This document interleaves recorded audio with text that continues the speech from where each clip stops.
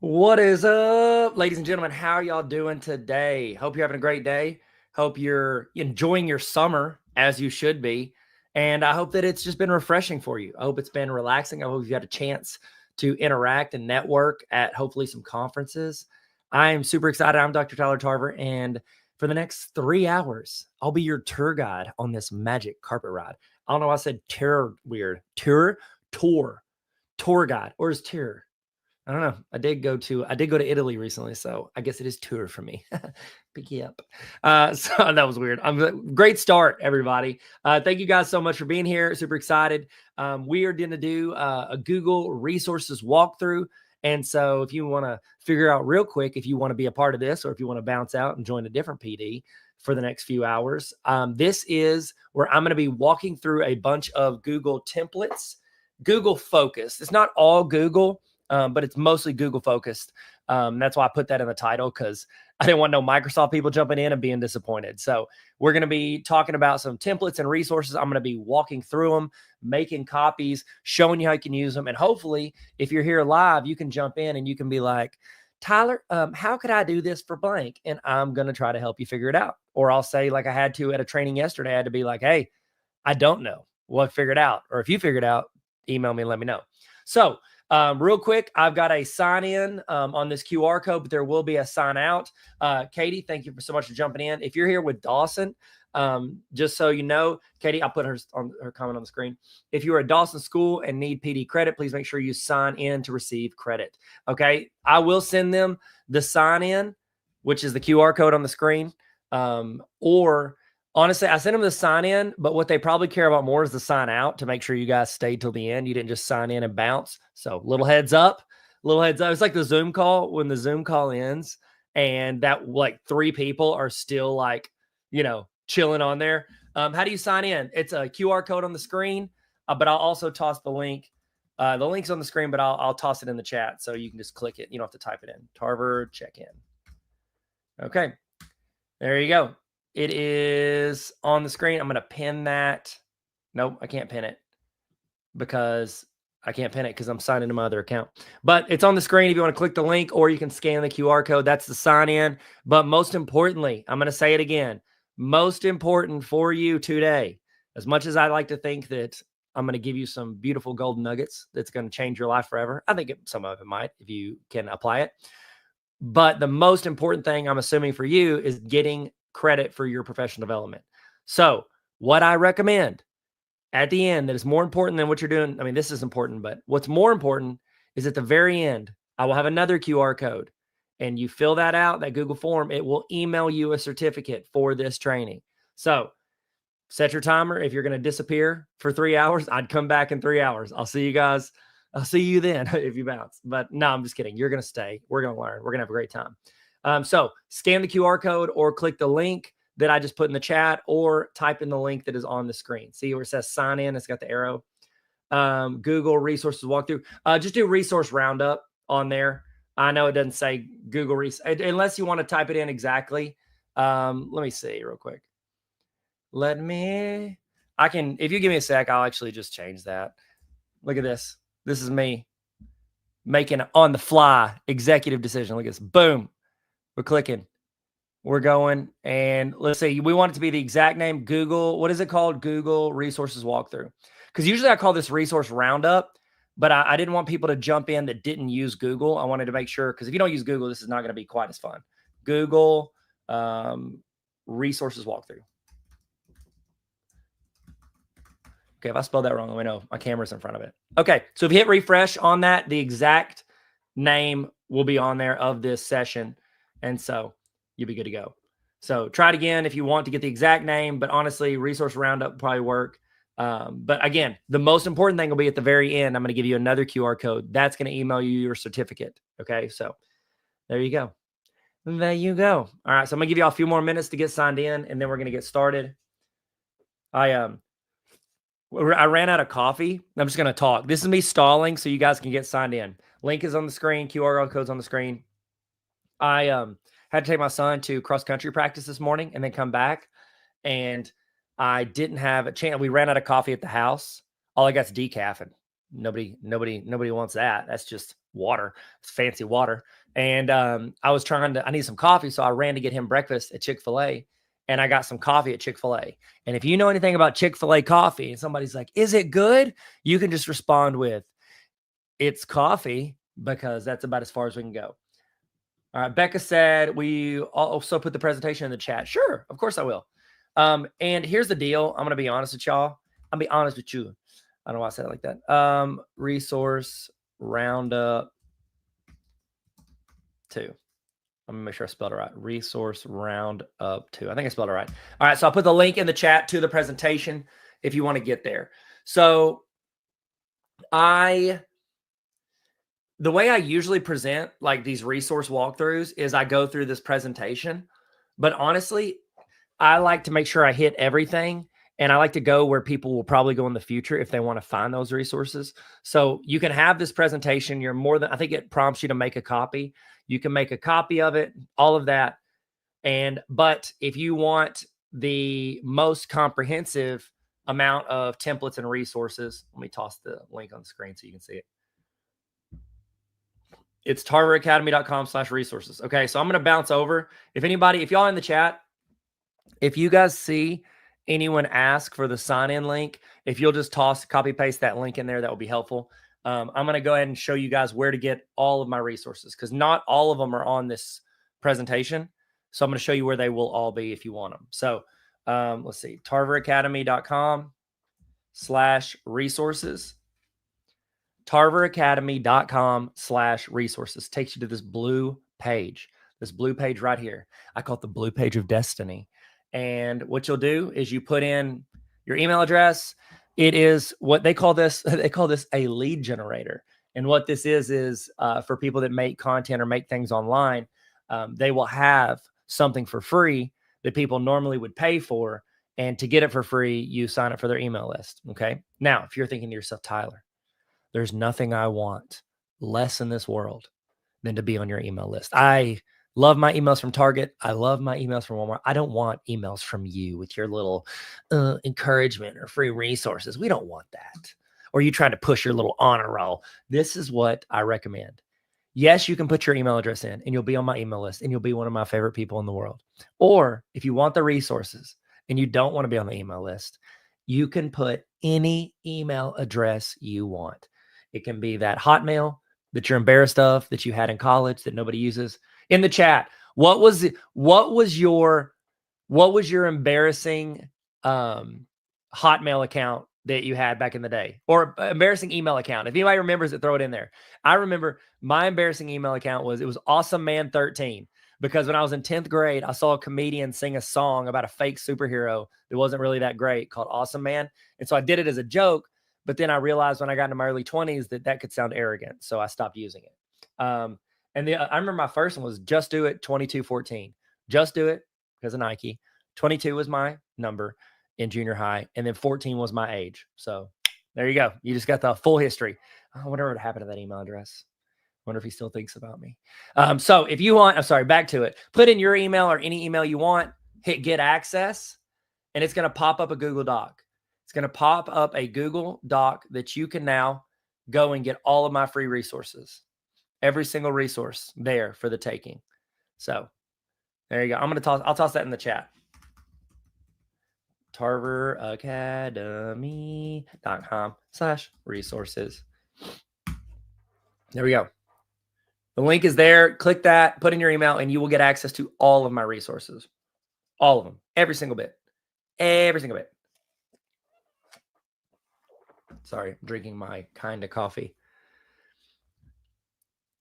Okay, so if y'all feel good, I think we can go ahead and start. I just want to show you as many resources as I can. I want to show you as many resources as I can. See what you can use. See what helps you. See what can save you some money and or time and or frustration, because that's my goal. I love trying to save teachers time and eliminate some frustrations they may have. That is my goal. So if you're here, honor roll people, they get to be a part of it live, but they can also watch it later. If you are watching this in the future, you're watching this, years from now, then you can really just jump in the comments. But if you're here live with me in the chat, you can help guide where this goes. So if you are in the chat and you want me to show you something or you have a question about something, just ask and I will go in and change it. Or I'll go in and show you, and we'll make those on the fly adjustments to the presentation as we go. So everybody feel good? Everybody signed in? I'm going to give you the sign in. I'm going to put the sign in link one more time. Actually, sign in link. I'm going to, while you're getting into the resources, I'm going to go sign in link. And honestly, if y'all are okay with it, instead of going through the full presentation, I put this up here because I needed the QR code. Instead of going through this presentation, honestly, I'd rather just work my way down the list. If y'all are cool with it. If you object to that, you're like, no, I need to see it in Google Slides format. Let me know and I can change back. But I'm going to put bit.ly/Tarver check-in. Okay. All right. I'm going to put that sign in link in one more time. And then let me go pin that real quick. Let me see. I need to figure out how I can get there through this. Okay. While you're doing that, while you're finishing signing in, we're going to get started here in the next 60 seconds or less. 60 seconds or less, we're going to start going through some of these resources. In the chat, let me know this. In the chat, tell me your name, what you teach, and where you teach. Throw that in the chat, please. Your name, what you teach, and where you teach. Throw that in the chat.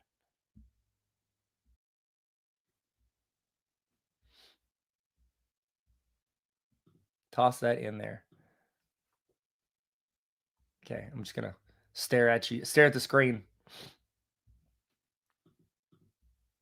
Sorry, I'm going in to pin that link at the top.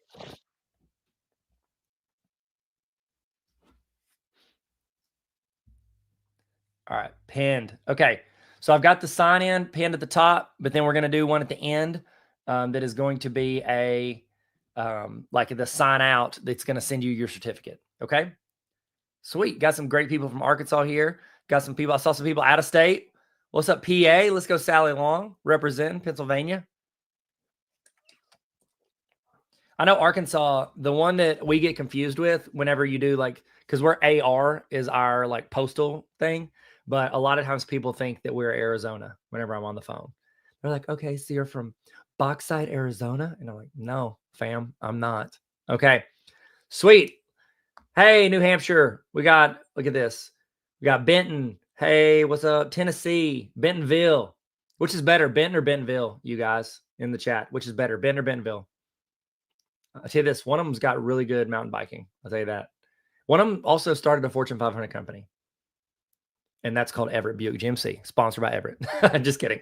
Susie, holler at me though. Sponsor a training. I'm down. Okay. Sweet. Claire from Arkadelphia. Arkadelphia is great. I worked for OBU for a little bit. I was the dean of one of their branch campuses. Well, I say branch, they call it a program, but it was pretty much a branch campus. Don't tell them. Okay, here we go. Here we go. So we're going to jump in. If you want access to the doc I'm looking at, it is at tarveracademy.com/resources. If you are lost, or if I say something, or if I don't explain something well, please throw that in the chat. This presentation is not for me. Okay. I just got back. I was talking at a conference for like 6 hours yesterday in Amarillo, Texas. Shout out Amarillo. Am I right? And so my throat's pretty shot. So the only problem is this isn't a Zoom. So it's pretty much me talking. But in the chat, that's where you can be active. That's why I love live streams like this, because you guys, and this is based in research too. This is a fun fact.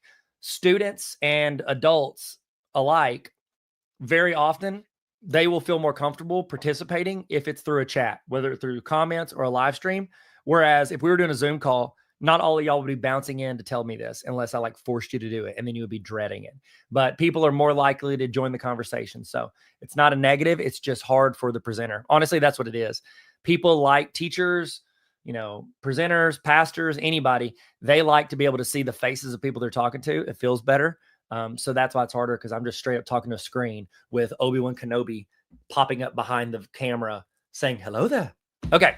So everybody feel good? We're going to jump in, tarveracademy.com/resources. And I'm just going to work through these templates. Remember, if you have any thoughts, questions, or you want to know how we can adapt something, please just ask, and I will go down that road. This is not about me talking. It's about you getting something valuable out of this. Okay. Sweet. So we're going to start in the digital notebooks arena. Digital notebooks. So with a digital notebook, so a digital notebook, the best way I can describe it is I mean, you're like, well, Tyler, we don't need you to describe it. We get it. I know you probably get it, but I like to have these visuals in my head. It's like those little planners that every school at one time or another has tried to incorporate with their students.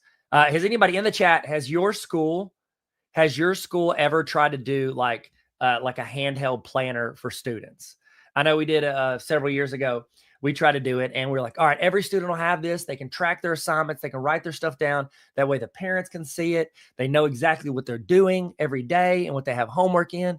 And then also, and this is the big one they liked, is that it helped them track how often the student was going to the restroom. So your restroom breaks, you had to have that. They're all awesome in theory, but then the reality is you're dealing with young humans, and young humans tend to leave things. If you've ever had 14 random Chromebook chargers show up in your classroom because the kid forgot to grab it, can I get an amen? And so those planners they're great in theory, but it's really hard to keep up with them. That's the biggest negative. It's hard to keep up with. And so a few years ago, some teachers were like, I would really love a digital interactive notebook, something that essentially is like a digital planner that they can't lose because it's attached to their email. And so I made one, and we'll start with this one. So I've got these all three are the same. It just changes in how long you want that notebook to run for. Okay.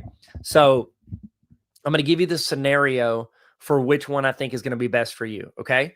So if you are wanting to build out the weekly notebook for them, then if you're wanting to build out the notebook for them and give them the links and give them the to-do list and then I think weekly is best, because you're not going to want to sit down for 45 hours this summer and build out an entire 9 weeks plan.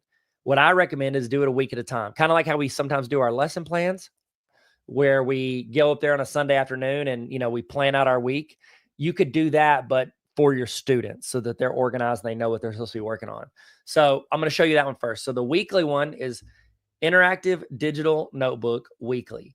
And when you click any of these resources, it is going to prompt you to make a copy. Remember, even though I created this resource, once you make a copy, it is yours. I do not have access to it. It is no longer mine. I have nothing to do with it. I will not be going into your documents and being like, oh, what's Karen doing this week? I'm not going to do that. I can't do that because I won't have access once you make a copy. So it's going to automatically be put in your Google Drive where it's going to automatically be put in your Google Drive of whatever you're signed into. So what I always recommend to people, and this isn't just with new resources, this is with any document, any Google thing that you get added to, I always recommend is go ahead and move that into something. So I would go ahead and put it in whatever folder you want. If you don't have that folder, go create that folder. Okay. So I'm in my drive. So I'm just going to go in, and I can't see because my camera's in the way. Burp, burp, burp, burp, burp. All right. So I can click my drive, and then I can pick where it goes. I can create a new folder called burner folder, or new resources, or potential resource, whatever, summer learnings. I don't care what you title it, but you can create that folder, and then you can create folders within folders. Is anybody in the chat? How would you rank from 1 to 10 in the chat? How would you rank the organization of your Google Drive? Like 10 is perfectly organized. 1 is a hot mess of untitled documents. Which one of those do you feel like best describes your Google Drive? One of the best ways that you can keep an organized and get an organized Google Drive is to put stuff in folders and create those folders as you get it. Okay. Oh, Ruth, it's a 9 out of 10. Let's go, Ruth. 10 points to Gryffindor. So you can create those folders, create folders within folders.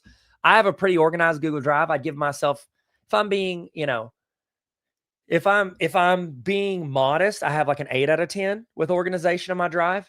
But if I'm like comparing myself to what I've seen of other teachers, I have like a 9.5. And so I'm just kidding. But seriously, it's a lot of work. What I recommend is organize files as you get them. So that's where you do it, is right up here next to the title. All right. Now you can, first thing you do, this is just like my little like, hey guys, here, follow me on social media, join the honor roll. That's like my little thing at the beginning. I'm just going to delete that. And then the idea, if you're doing a weekly one, what I recommend is, yes, you could assign it to students blank to fill out on their own, but you guys know a lot of students aren't going to, they're not going to do it. They're not going to do it correctly or adequately on their own. And so if you want to make it have the biggest effect, obviously we have to put in more of the work. And so for name, you could just put in like, you know, your name here instead of my name. Subject, you would put whatever your subject is, you know, history. And then put your favorite quote here. I even said that. Then these are just important links. If there's any links that you think are relevant to your class that you want students to have access to, this is just a quick little directory if you want. And then these are all editable. So if you don't like any of my links, you can always just go in and like delete some of those. Okay. So this is all editable. It's all made to where you can adapt it. This slide right here is for you to be able to have your students have a resource if they are having issues with Google. Okay. So if they're having issues with Google, any Google product, they can go here and they can go in and, you know, click this. Oh, I don't know how to use, you know, Google Classroom, blah, blah, blah. They can click that and it will start a YouTube video explaining how to do it. So I'm walking through all of those things. So there you go. So that's a helpful resource for, I think, because very often we become all of our students' personal tech assistant. And so this way, instead of you having to answer all the questions, I've got 90% of the questions answered here. Ooh, I even got, is that the old Hangouts? Dang, I need to change that image. Hangouts has changed. It's changed a lot. This attendance thing, that was more whenever, if you're like virtual or if you have like remote classes. So I assume most of you guys are probably in person, so we're going to delete that. And then you put the week number. So this could be like week number 1, you know, welcome to school, you know, going to be the best year ever. Remember, you're filling this out before you share it with all of your students. Okay. And then you can go in week number 1, and then you can say Monday, you know, syllabus. Tuesday is notebook procedures. And then Wednesday, we can just start with, you know, 1.1, you know, what did I say this was history? You know, the American Revolution. There was no history before America. Just kidding. American Revolution intro, whatevs. And you can fill out what you're going to do, and you can be as specific as you want, as detailed as you want. Okay, so now we're into the main meat of the notebook. And so the idea for this would be that you have a notebook that you can fill out and then hand to students. Now, again, you could just give it to them blank. I'm saying you could like give them weekly ones and they turn them in every week. It depends on what works best for the flow of your classroom. But the idea would be that you could go in and be like, you know, watch this video. And then you can go in and put and make that a direct link to the video. So intro to American history crash course. Because you guys knew, like, you can actually search. If you want to make something a link in Google, you can actually search YouTube, because Google owns YouTube. And you can search it and find it in there. So US history, boom. You know, take notes on your own Google Doc, and then, you know, submit that notes Google Doc to in Classroom. There you go. So you would build this out. It would be a checklist for their day. And so the student would come in, they would click this, and they would go watch the video. Oh, that just took it to the website. There you go. It would go to whatever it is. Obviously, you'd get a better link. But then the idea is that students, once they finish it, they click on the box and they can just fill it in. There you go. So I've actually got video instructions for the students on how to do this. And so it's like step by step how they could fill in the checkbox. So once they get used to it, they can just like start deleting this little thing right here. But I just put those instructions in. So they work their way down the list and they can fill it in. Now, here's the cool thing. If you're doing it for them, you can, because this is a Google slide, you can actually go in and you can give them any resource you want in addition to this. So the bad thing about using a textbook is if you want to add something in there, you can't really like put an insert in like you're the Sunday comics and it's a newspaper. So what you have to do is, or what you can do is if it's a digital version, you can just go in and copy paste. So I could go in to say this was my presentation on the American Revolution. Actually, can I show y'all something that I really love in the chat? I'm just going to show you. I know it's not my resource, but it's Google related. In the chat, have you ever used Brisk? Let me know if you've used Brisk real quick. So let's say I want to do a presentation on Intro to American Revolution. Intro to American Revolution. Boom. Actually, let's say I want to do it from the crash course video. Crash course history. All right. T-Tax's American Revolution. Crash course history. Okay, so let's pretend this is a video that I want to use this whole video, okay? Brisk is a Chrome extension. If you haven't, please download this. Brisk is literally my favorite tool for teachers right now in the world. It is a Google Chrome extension. And what it does is it follows you on every website you go to. So just go to Google search and type in Brisk Chrome extension. I don't get any commission off this, so it doesn't matter. So what you can do is in the bottom right, there's that little bee. See that little black bee right there? That's Brisk. Once you download it, it follows you. I can go to create, and then I can actually build a presentation based on this video, this crash course history video. I could do it based on a website. I can do it based on anything from the internet. To create a presentation about this video, use Gen Alpha slang terms to engage my students in the content. Okay. So let's say it's for 9th graders. I want to make it 10 slides. Next. And then I can toss that in there. Brisket. So Brisk is a Google Chrome extension that just allowed me, if you'll keep watching, from that video. Look, I'm not doing this. I got no hands. Once I gave it the no cap, it was low-key revolutionary. That's pretty good. And it's going to create a presentation based off of that video or website or whatever I was on. It's going to build that presentation. Okay. So Brisk is the move. Brisk is the move. You will absolutely love it. All right. So there it is. It's done. It has now made 10 slides for me. The T, literally, on the American Revolution. That's actually pretty good. That's a pretty good line. So boom, it's got all that stuff in there. Now, I'm going to now I showed you that because I wanted some slides. So let's say this is the presentation you have and you want to give this presentation to your students. You want them, because we're going to cover this whole slideshow on Monday, and you want them to have access to it, because why would you not share your slides with your students? Because I want them to pay attention in class. The goal is not to pay attention. The goal is to learn. So if that's the way they learn is by reading versus hearing, let them do it. Just Tyler's opinion. Okay. So I'm going to select the top slide, scroll down. I'm going to hold shift and select the bottom slide. So now I've got all my slides selected, and then I'm going to copy those slides. You can go to your digital notebook. Now, whatever slide you were on, if you notice it's blue, y'all see how it's blue around this slide? That means I have that slide selected. I copied those slides in a different Google slide presentation. Now I can paste them. So I'm going to paste them. Whatever slide you have selected, they're going to be pasted underneath that. So I'm going to hit paste. Okay. And I can match the styles in the presentation. I'll just keep the original. So I kept the original slide style, and boom, look at this. It reformatted. So now when the student goes in, I can say, oh, look at that. Boom, boom, boom, boom, boom. They have the whole presentation, and it's right after Monday, and then Tuesday starts again. So that's one of the things I really like about digital notebooks.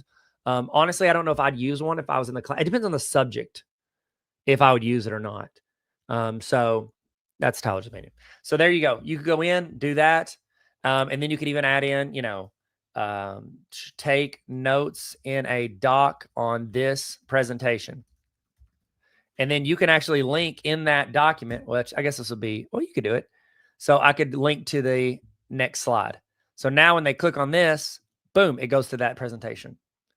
So there's a lot you can do with this depending on what you teach and what your goals are. I showed you the weekly one first. So this was the weekly template. And the reason I showed you that weekly template first is because That one is one that I would recommend if you're building this out. So if you're building this and trying to build it into like essentially a full-on digital comprehensive notebook of your entire year, after 1 year, that's pretty incredible what you have, because you could just copy paste those, just like we copy pasted those other slides in there. You could copy paste all those into one presentation, and then now you have a full semester. And that would be just like the dopest digital notebook on planet Earth, because it would have everything in there that you would need and your students would need. They could literally go in and see their entire year. Now, 9 weeks in full semester, they're obviously very similar to that notebook. They're just set up different. So here's the difference in this one. Really, the only slides that are different, besides there being more of it because it's every week for the semester or the 9 weeks. Here's the page right here. So you got the intro page, and then I added this. This is a navigation page. And so what I've done is I put these invisible boxes over the top of the week, and I'll have it jump to that slide. So week 15, they don't have to scroll. They just click week 15, boom, it jumps to week 15. Now, here's my recommendation. Okay, this is the way I like to put these resources out there. If you're building this forum, do the weekly one. That way you're not overwhelmed. You can just do it 1 week at a time, small chunks. And then after a year, you have the whole semester, the whole year. If you are wanting the students to do this on their own, say you just are like, hey, this is Tyler, this is good. The whole semester, this is their notebook that they're going to use. They can adjust. They can copy paste my presentations. They can do whatever they want into it. So what you would do is you're done. You just go into your classroom, and right in the chat, what is y'all's LMS? Do y'all use, what's your learning management system? Are you Google Classroom? Are you Canvas? What are you when it comes to your LMS? Let me know in the chat. That give me some context. Plus I'm signing in because I guess Exceed LMS. I don't know if that's Google's new AI thing is what it looked like. I just said yes. We'll see what happens. So in the chat, what is your, do y'all use Google Classroom? Do you use Canvas? What is your LMS? Okay. So if I go into my fake class, okay. So in Canvas, I'm not sure. I think it has this capability. I don't know how to do it. Shirley, if you do know, if you want to toss that in the house, like if you want to just tell me yes or no that they do that. But if in here, if I want to assign this, I want to assign their, full semester digital notebook. Fill this out every day. Add anything you want that helps you learn. You can even copy, paste my slides every day into there. Okay. This will be graded at the end of the semester. Love ya. Probably don't end with that. Oh, sorry, Charlie. The question was, I didn't ask the question. That's why you're asking, because I trailed off. Does Schoology have the ability to make a copy of something for every student? So like, can you upload a Google slide presentation and make a copy for each student? I know Google Classroom does. I was wondering if Schoology does. I'm just not super familiar with Schoology. Okay, now I'm going to add that document. It's under my recents. Add. Okay, now this is the money button. I love this. File sharing options. Students can view the file. Students can edit the file. So students can view. That means they can look at it, but you can't touch. You can't mess with this. You can glance at it, but you're not going to be able to edit or change anything. Students can edit the file. That would be where all the students can jump in and they can like build a collaborative presentation. They can like you do this for like, I'm going to show you a resource in a little bit called the it's one of my back to school resources. It's where students all jump in and they build out and they put like a picture of themselves and tell some fun facts. Then make a copy for each student. That's the one I love the most. Make a copy for each student. So I've just made the notebook. I've built it out. Or maybe you're giving them this one. In this example, you're giving them the full semester notebook. I'm making a copy for each student. Every student in the whole class, I'm going to pick the amount of points. We're saying it's worth 100 points. Psych, it's worth 1,000 points. In your face, kids. Due date's going to be the end of the semester. So I'll go in, we'll put it for December 11th is when they're going to turn it in. Close submissions after the due date. So you can't submit after that. It's the last day. And I'm going to put this under classroom resources. All right. So then I'm going to assign this. And when I assign this to the students, each student has their own copy. They're all going to be able to build and add things to this digital notebook. That would essentially be their binder for this class. So if you don't do, I used to do 3-ring binders for my math classes. And again, math's different because there's a whole lot of like writing with it. But if you have a class that you can do and can convert to digital, this might be the move. And this could be their, in your mind, yes, they may have a physical book or maybe they have an online book or whatever. But from that, this could be their like actually their 3-ring binder, if you will, their trapper keeper. Oh, see what I did there? And so you can go in. I got more excited about my trapper keeper comment than I should have. So go in and they'll now all have a copy. They can fill in their notebook. And here's what I recommend to you. If you do this and you assign a full semester or a full 9 weeks for your students, what I would recommend is at the end of the year, when you're grading all of those, I would highly recommend that you go find 1 or 2 students who were just like, I'm talking your Hermione Grangers, the students that were so phenomenal at filling this out. It's like, it's better than yours. Does anybody ever do that? Like you have students when you do notebook checks, you're like, are you going to throw this away? They're like, yeah. You're like, can I have this? Like, this is better than the teacher's, my edition of it. And then you now use their notebook as your teacher edition. With this, if a student does a really good job of building one of these, instead of you building it out weekly, the move might be just to make a copy of theirs. And then that's now the first draft of your teacher template. So that's just an idea. Because then next year you could just assign it the whole semester and just give that kid's notebook to everybody in the class because it's, really clean. It's well done. It's organized and it's in the mindset of another student, like the way that student did it. So just an idea, just a thought, no pressure. So those are some digital notebooks. In the chat, have you ever done a digital like notebook, or do you do like 3-ring binders? Do you let the students pick how they keep up with stuff?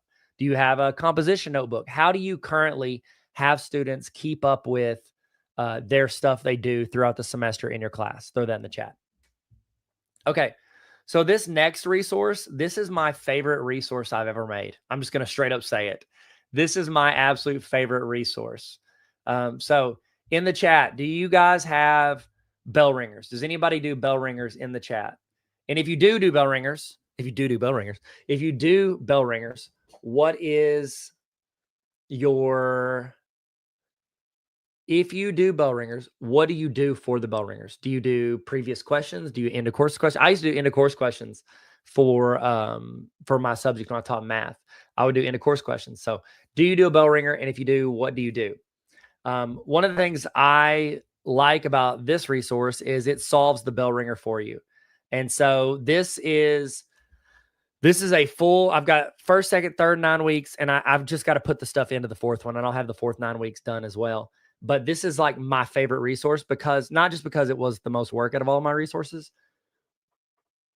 I love it the most because of the emails I've gotten from teachers. And I'm talking 3rd grade through seniors. Teachers will email me and say that these quote of the day, this concept has started such great conversations with their students. They have had phenomenal deep conversations. Students have gotten the chance to understand the perspective of the other kids in their class. And it's been a huge, it's just been a big moment for them with their students. And so I highly recommend, if you don't have a bell ringer, this is a good one. And I've had teachers, 3rd grade teachers, email me and say they've done this all the way up to seniors in high school. So this is what you would do. If you didn't, I would do it I did 9 weeks. I started doing 9 weeks for most of my resources that need to be graded because most people use Google Classroom. And this way, Google Classroom, every 9 weeks, you got to redo it with the grades. So I try to make them by 9 weeks. So what the students would do is they would go in and, whatever week it is, and they have this same digital notebook all 9 weeks. So it's the same one. You don't have to reassign. You don't have to assign bell ringers ever. Once you explain how to do it, which honestly, you don't even have to explain it. I literally, this video right here is explaining to students how to do this. So I have a video explaining how to do their bell ringer stuff in there. So you don't even have to explain it. But if you want to, obviously, they go in, and the idea is while you're taking roll, while you're handing out stuff to the students that missed the day before, while you're doing all the admin stuff you have to do the first 3 minutes of class, is that your students can go in and they watch a video. So, every video is anywhere from a minute and a half to 2.5 minutes.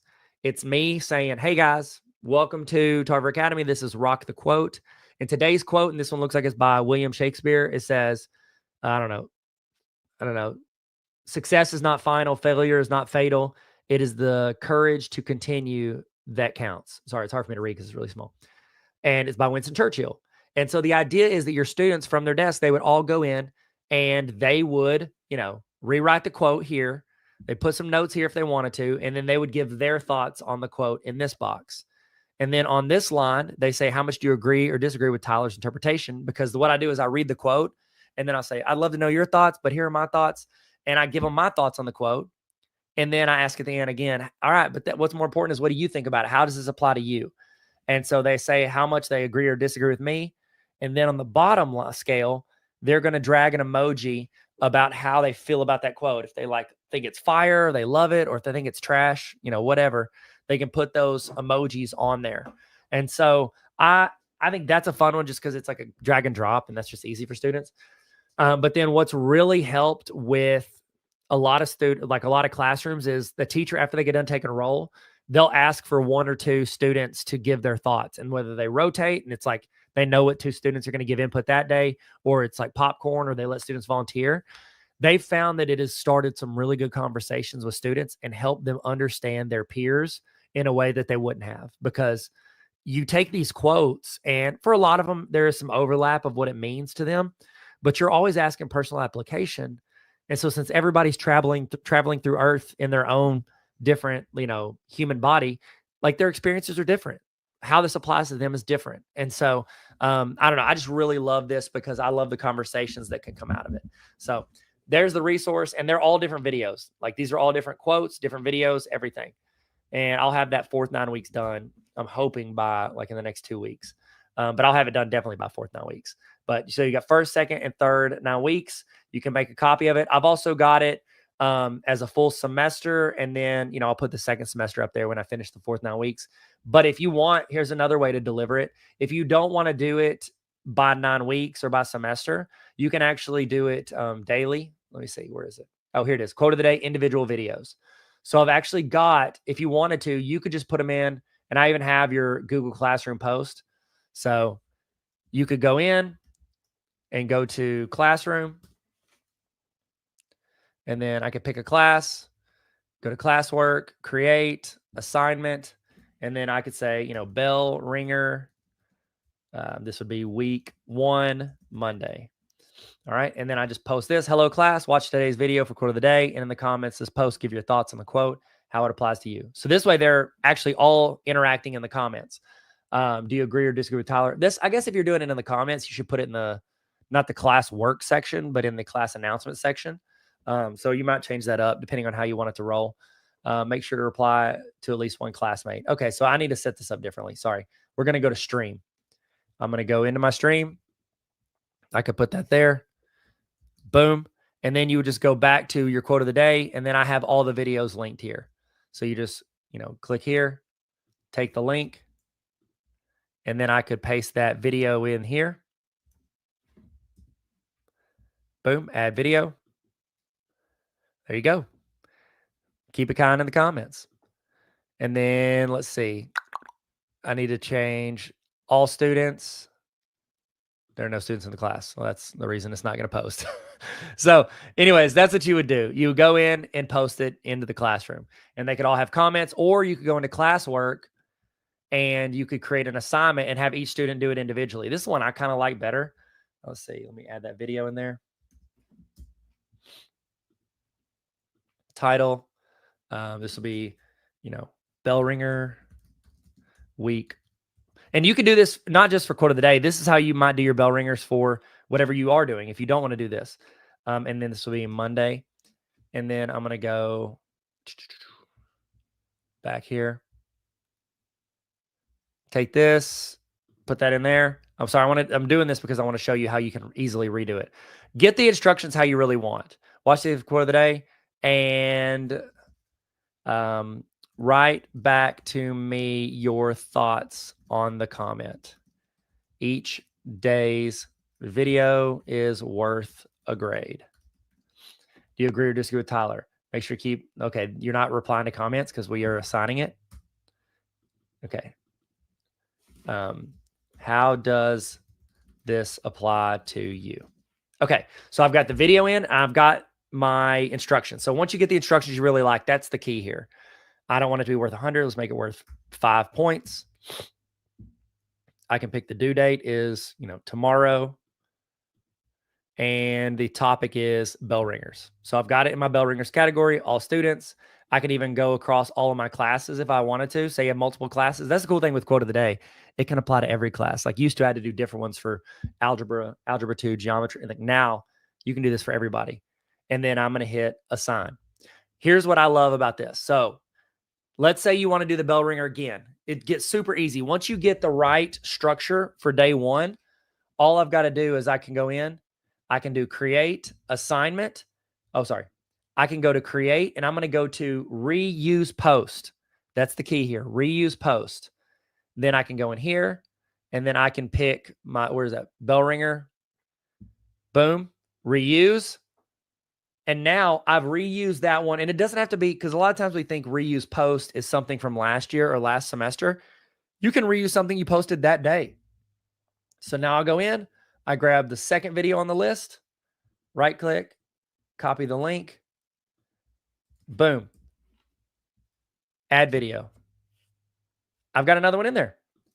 Made it worth 5 points and we're good to go. Topic bell ringers. So whenever you go in and make it the right way once, you can go in and just reuse that same post and then you can schedule it. You get one boring 6-hour PD. I hope this isn't my boring 3-hour PD, but you get one boring PD. You could go in and literally schedule your bell ringers for the entire year and never have to think about them again until you're like giving grades. And that's if you want to do daily. Weekly would be even easier. You could go in. I've got like weekly quote of the days. You could do the semesters. You'd be done with that in 10 minutes. You could literally assign these, have it scheduled to start and be assigned the first day of the 9 weeks and be due at the end of the 9 weeks. You could schedule those 3 and then you're just waiting on me to finish week 4. Now, here's something I want to throw at you guys. So let's say you checked out whenever I started talking about this because you're like, Tyler, cute, but I like my bell ringers. I like what I have now. But maybe you don't like how you have it set up. What I want to throw at you is all of these resources I'm giving you are very easy to manipulate and change. So for instance, let's say you like this. You like this notebook for bell ringers, but you don't want to do quote of the day. Watch this. I can click on that video, delete, and then I can insert my video that I like. So let's say I want to teach about slope, whatever. Boom. I can click, add. You can pick any video. So now you can go in and add the video. You could add a text box. You could add an image, whatever it is you want them to write or talk about, and you could put that in there. And then you could just go in and make, whatever changes on here. Now, here's the problem. You think if you have like that kind of like organizational OCD like I do, you don't want it to say quote of the day up here. If it's not a quote, if it's working a problem, if it's problem of the day, thoughts of the day, whatever. But the problem is you can't select and delete this because I have it behind the curtain. So I'm going to show you real quick how to change that. So you're going to go to view. So to change the background of your notebooks, you're going to go to view and then you're going to go to theme builder.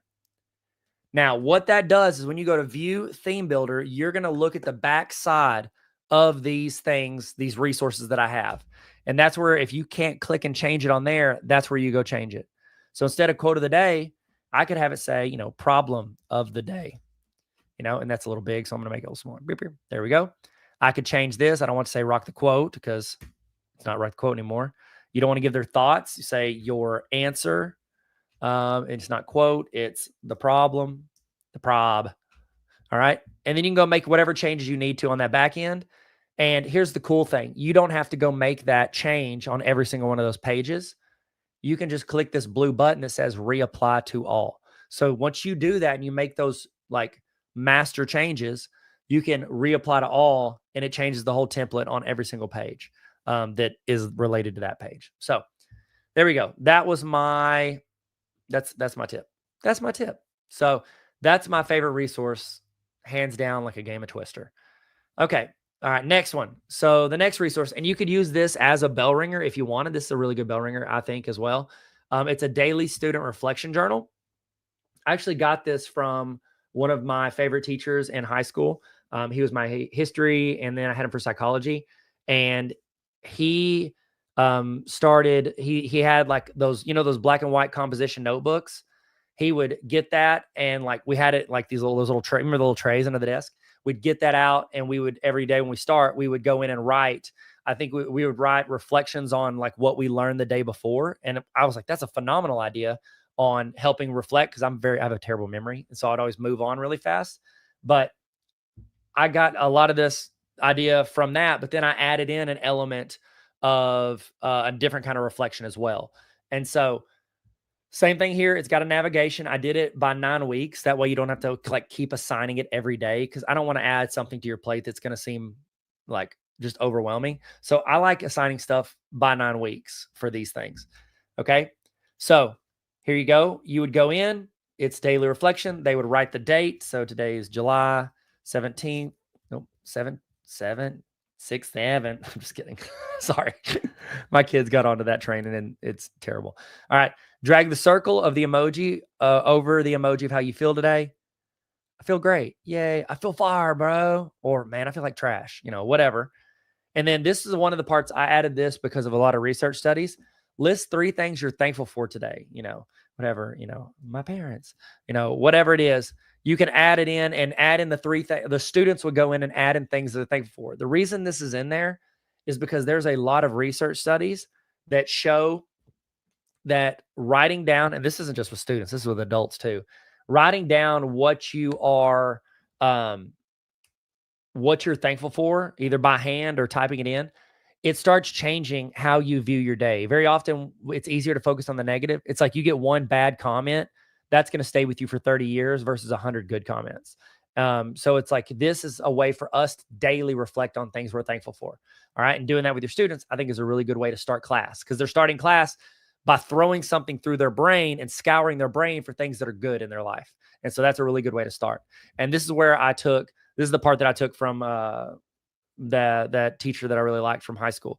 It says, what was your favorite thing you learned yesterday? So I always thought that was a great idea. So you're having them reflect on like, oh, what was it we did yesterday?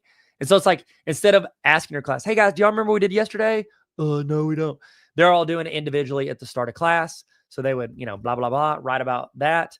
And then what do you hope to accomplish today? Finish my homework in class. Class, got a game tonight. Whatever. Okay, they go in and fill that out. So pretty easy. It's very similar. Yes, you could just have these listed on the board and they can write it, but this way digitally, the cool thing is you could always go in and see their progress at any time. Did y'all know that? In Google Classroom, I need to just leave Classroom up. I keep clicking off of it. In Google Classroom, you can actually go in and I can go in and see every student's progress at any given time in a class. So this is Classroom Defense Against the Dark Arts.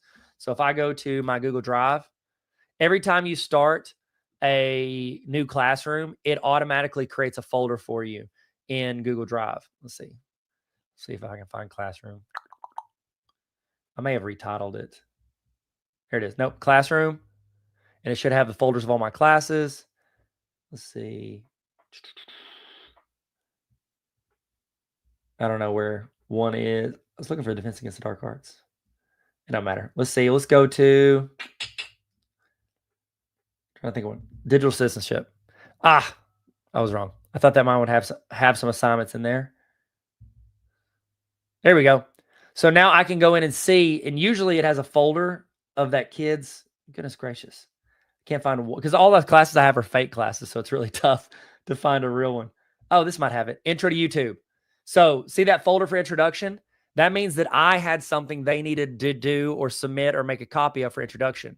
So when I click on it, it's automatically going to show me all of their, like when you assign this to every student in your class, you go to Google Classroom, make a copy for each student. At any time before they submit that assignment, you can actually go in and look at their assignment. Like you can go in and look at their progress. It'll be in one of those folders in Google Drive. So that's a good way to stay on top of what students are doing. And also you could see if like a kid starts, like you can see on their face that like something's going on or something's wrong. You could go in and see if they put that anywhere on there. Okay. Next resource, a digital student planner with a habit tracker. So this is very similar to the student planner. It's actually the exact same. I just added in one slide. Where's it at? Okay, under attendance, we got that. There you go. At the first of each week is a habit tracker.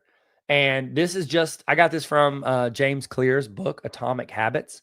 And what you can do is y'all can go in, like you can't edit these right here. That would be if you wanted to go to view theme builder and then you could edit those.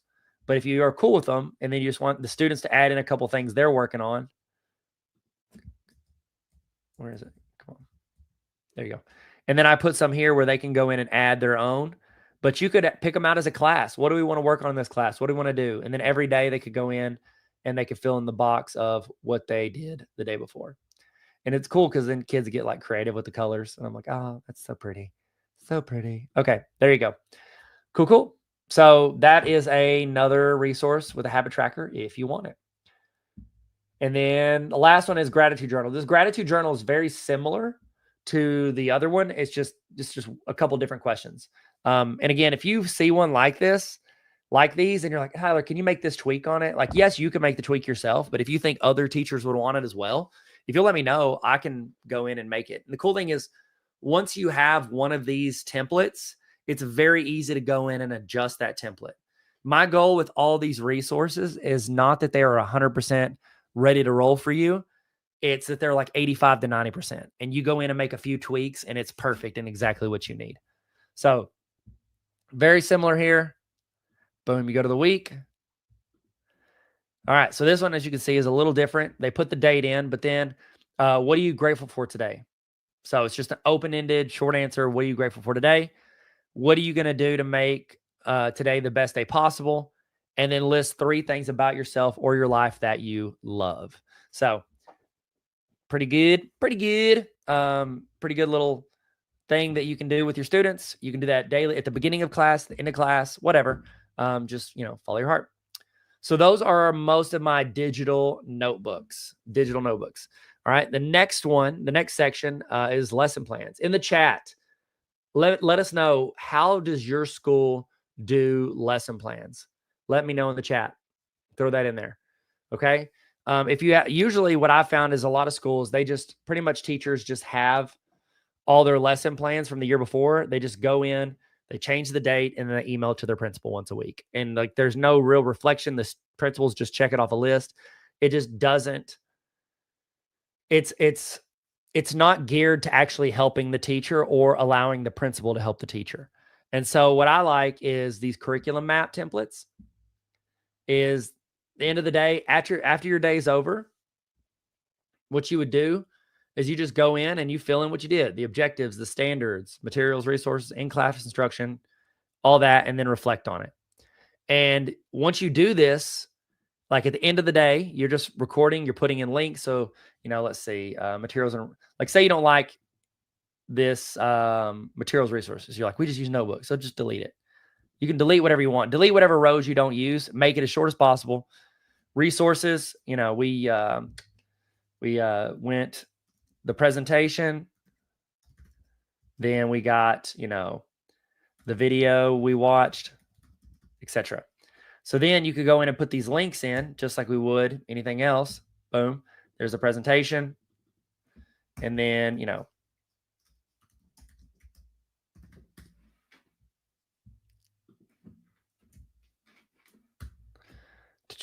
boom. You could go in and put all those things in there. The reflection's really important. Went too long, need another half day. Okay. You might not have that half day the next day because you got to move on. But what you can do is you can make that red. And so next year, because the reason I like this is it's not just you're not just doing the same thing every year. It's not just a refresh every year. You're going in and you're building, you're adding to it, you're adjusting it. And I really like that because you're always getting better. And that's kind of one of the, core values of my entire life is that I always want to be getting better. And if you can get a little bit better every year, after 5 to 10 years, you're going to be phenomenal, even better than you are today. And that's hard to believe because you're amazing. If there's any resource that's like good, I always just make it green. Okay, I make it yellow. And then red is I need to change it. So next year when I come in and I'm going in, I'm like, all right, what do we do on Monday? And it's like helps you organize your stuff. It becomes kind of the hub for everything. And what I really like is when there's more than one teacher of the same subject because of the wonderful things he does. I'm just kidding. I like it because then you could just share and then y'all could collaborate on this. We did these. We tried to implement these district wide whenever I went to central office.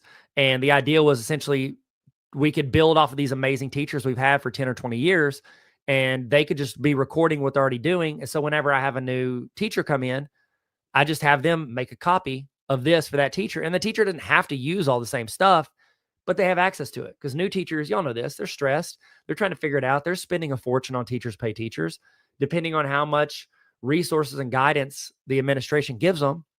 A lot of times they're overwhelmed. And, most teachers get out of the profession in the first 2 years. And so we want to not overwhelm them. And so I thought this is a very organized and easy way for a veteran teacher to share it because all they got to do is hit file, make a copy, and share it.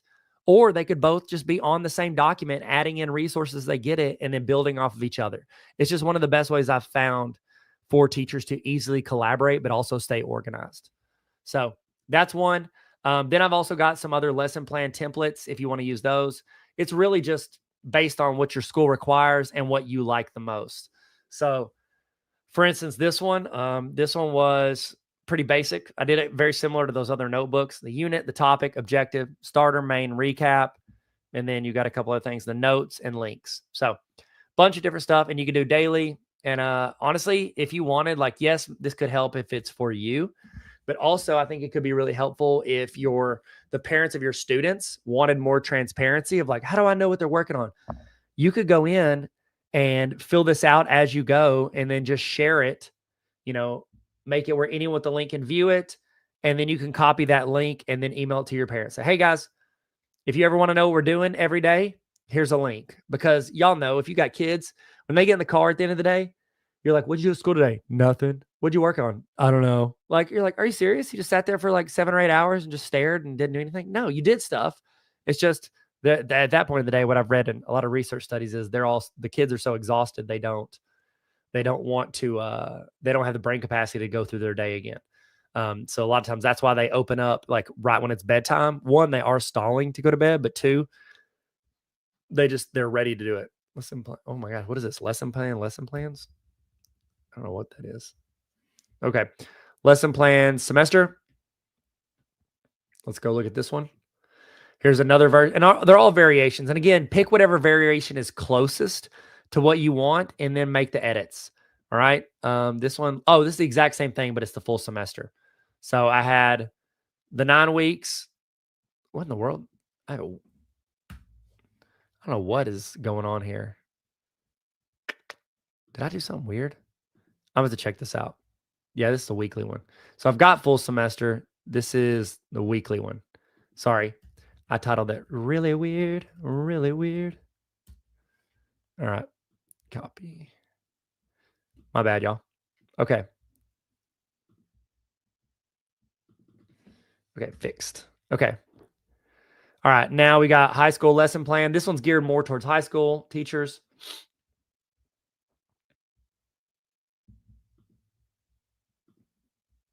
Look at this. Oh, look at that. It's beautiful. This one you're not going to be able to edit as much because I made this in Canva and then I imported it as a background. And so I kind of like it, to be honest with you. Like, it's kind of fun. You just drag that over the day, the course, the week, class period, unit, objective standards, warm up, all that stuff. So, and then you can actually just link to your presentation, supplementary stuff, assessment. I kept it short and sweet. Nobody wants to fill out no 9-page TPOA lesson plan junk that you did in college. So there you go. Here's an elementary school one. primary grades. It's similar, but a little more simplified. There you go. You can lesson plan your day, fill in the boxes. I made this one in Canva as well. And then I just put the text boxes over where you'd fill it in. Then we got a digital student planner with habit tracker. That's for you if you want a habit tracker, and then content upload schedule. That you don't need. That's probably outdated at this point. Okay. Y'all ready to move into some of the chat GPTs for the chat GPTs, the resources and tools through using chat GPT and or Gemini? In the chat, have you ever, I'm assuming most of you have used chat GPT. In the chat, have any of you guys used Gemini? Anybody ever used Gemini? Gemini is Google's version of, like, it's their large language model. It's their chat GPT. I don't want to say their version of chat GPT because honestly, who knows which one is better? They're both phenomenal. But I'm going to go through some of these resources and then we'll roll into the next ones. Yes. Okay, sweet. So some of you, very little. If you have never used Gemini, Gemini.google, here it is. This is what it looks like. This is what it looked like. Okay, there we go. So from here, Gemini is very similar. I could just be like, please plan a detailed road trip starting in Little Rock, Arkansas and ending in San Francisco, California, period. I would like to go to a Valkyries basketball game within the next 2 weeks. If you could find one and then plan a trip out there, period. I also like to stay at local restaurants with high ratings, comma. I like niche coffee shops, comma. And I like Hilton hotels, period. Also, I'd like to stop at some historical monuments along the way, period. Could you please, in table format, plan out this trip, each step of the trip, and give me the distance between each stop and how long it will take me to get there between each stop, comma, and the estimated cost at each stop for a family of 5, period. All right, so this is Gemini. Oh, sorry, it's still talking. Saying it sounds like an incredible road trip. Thank you so much, Gemini. Appreciate you saying that. Here we go. Here's our journey. We're going to go see them play the Wings. Oh, Paige Becker. She's on the Wings at Chase Center, San Francisco, Friday, July 25th. Be 7 o'clock in San Fran. Perfectly aligns with the request. Cost estimates, food, Hiltons, etc. Start in Little Rock to, oh, sweet. We're going through Amarillo. I was just there yesterday. Great area. There was a coffee shop. It's called Paradise Coffee. I'm not joking. Saturday is the day, like I had the keynote and then the breakout sessions.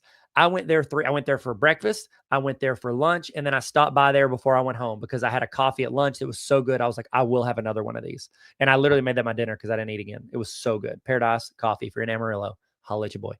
Actually, don't holla at your boy. Holla at them. They're great. All right. So mid-morning, we're going there. Lunch, afternoon, niche coffee place. Fidel & Co. I've been there. They're great. All right. So it's planning out my entire trip. And I've got it all in table format. This is great. Who all's in for the road trip? Everybody in? Oh, it's going to cost about $4,000. All right, never mind. I can't do it now. Sorry, y'all. Actually, let's see if we can get Google Gemini to sponsor it. Just kidding.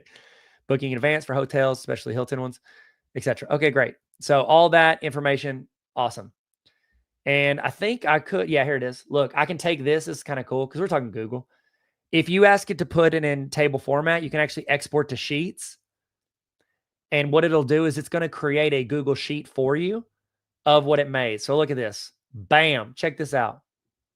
I now have, we're going to go there. I'm just going to lock in those columns. Then I can go here. I'm going to wrap that text. Change that a little bit. Change that a little bit. Look at this. We rocking. We ready. Because of my OCD, I'm going to go in. Is that OCD or is that just whatever? Have to be doing something, right? I'm going to highlight each day, make those yellow, and then I'm going to make the title blue. Wow, I am going way too far on this. But there we go. Pretty sweet what Gemini can do. And again, ChatGPT can do that. The only thing with ChatGPT is it's not as easy to export that over to a Google Sheet. And that's one of the things I really love. And one of the reasons I think we'll all be using Gemini in the future because it's going to be tied into everything you're already using. So that is Gemini. So as you're using any of this stuff, as if I say ChatGPT, know that you can swap that out with Gemini. It's all very similar. ChatGPT, they call theirs GPTs, or they're little like pockets of things that are like focused on something, whereas Gemini calls them gems. You can make folders, projects. It's all very similar. So the first resource, this is an AI teacher playbook. I actually just emailed out about this last night. But this was a companion doc, and let's see how many pages it is. Let's see.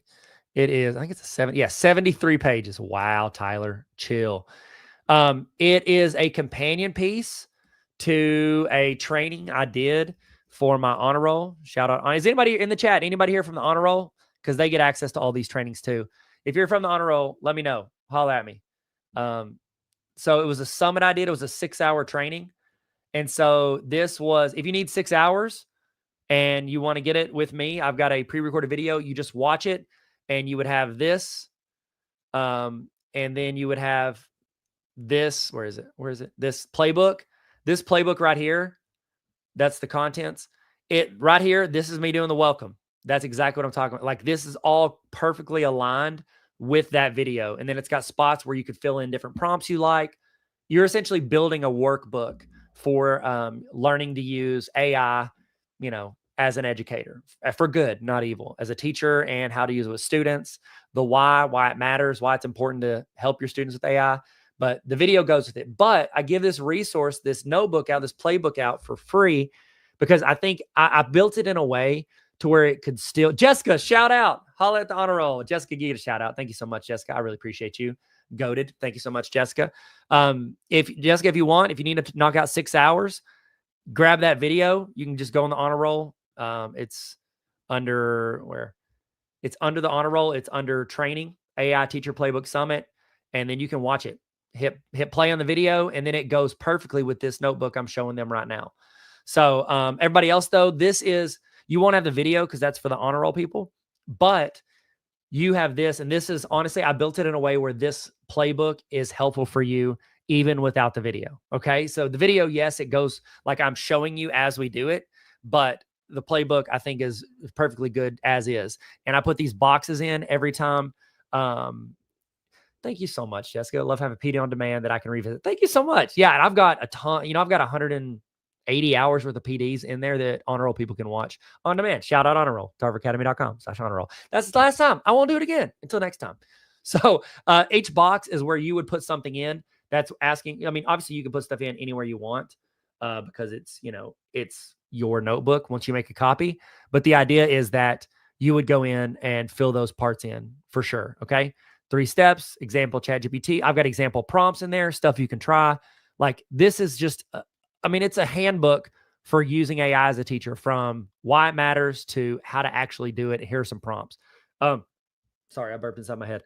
You could go in, and this is a directory. So you can go into any of these and it'll jump to that section. Canva, Magic Voice, boom. Look at this. Canva is awesome too with AI stuff. I know I can't talk about it because that's not what the training's about today, but that's a good one. So sweet. There you go. That is a full 73-page playbook. If you want to really dive deep and try AI in your class, I highly recommend that or something like that. This one right here, it's like that one, but a lot shorter. This is the 5-minute AI guide for teachers. Just a really quick, using it for yourself as the teacher, using it with students, and then some practical prompts for you. So it's a lot shorter. It's only, what is that? Let's see, 4 pages. So much easier, much shorter, much more concise. But so if you want, maybe start at the 5-minute guide and then bounce over to the playbook if you're ready for it. AI powered end of year toolkit. I made this for teachers for the end of the year. This was just using AI to help you wind down your year. You can make a copy of that. It's got a little checklist there. And then you could just checklist through here. Each of these things are different activities, different things you could do. Oh, that's actually the directory. Sorry. But each of these are different things you could do with your students. And so I even got, look at that. You can work your way down the list and build it out. Or you can go in and like clean this up, delete the stuff you don't like, add a few new things, and then assign this to students and have them do it. So it was just an idea for the end of the year for teachers to be able to fill in that like last 2 weeks of school after testing to where they're trying to build it out. So under these, I'm not going to click on all these because they're pretty self-explanatory. But these are different prompt cheat sheets for teachers. that you can use. So teacher email prompts. So these are all prompts that you might use when you're emailing parents or students or staff or your boss. So creating lesson plans, they're just try them out. You copy paste and you figure out the prompt that works for you. So try those out. I made those back with one of my first AI courses I made for the honor roll. And so there you go. Creating rubrics. Those are cute. Here's the one that I want to give you. Classroom AI policy example. In the chat, do you have a classroom AI policy? Let me know in the chat. Throw that in there. If you don't, I have a template you can make a copy of right here. So you just go here, go to File, make a copy. And once you make the copy, you can delete my name, delete all my stuff out, put your logo in, and now you have one. Okay. Remember, adjust it to your class. If you have, I don't know if you can do it in regular ChatGPT, but in ChatGPT Pro, you could literally take this policy, take your student handbook PDF for your school, upload it in there and say, hey, adapt my policy around what my school already has with regards to academic dishonesty.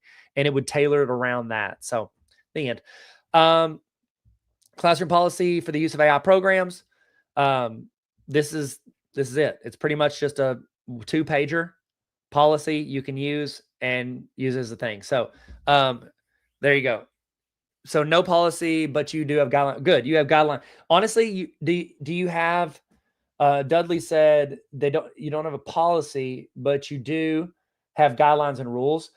With that, do you have like consequences for if they break those rules or that guidelines? If you do, then you have a policy, because that's pretty much all policies are, is like, here's where we stand on this, and here's the punishment if you do that. So you may have a policy.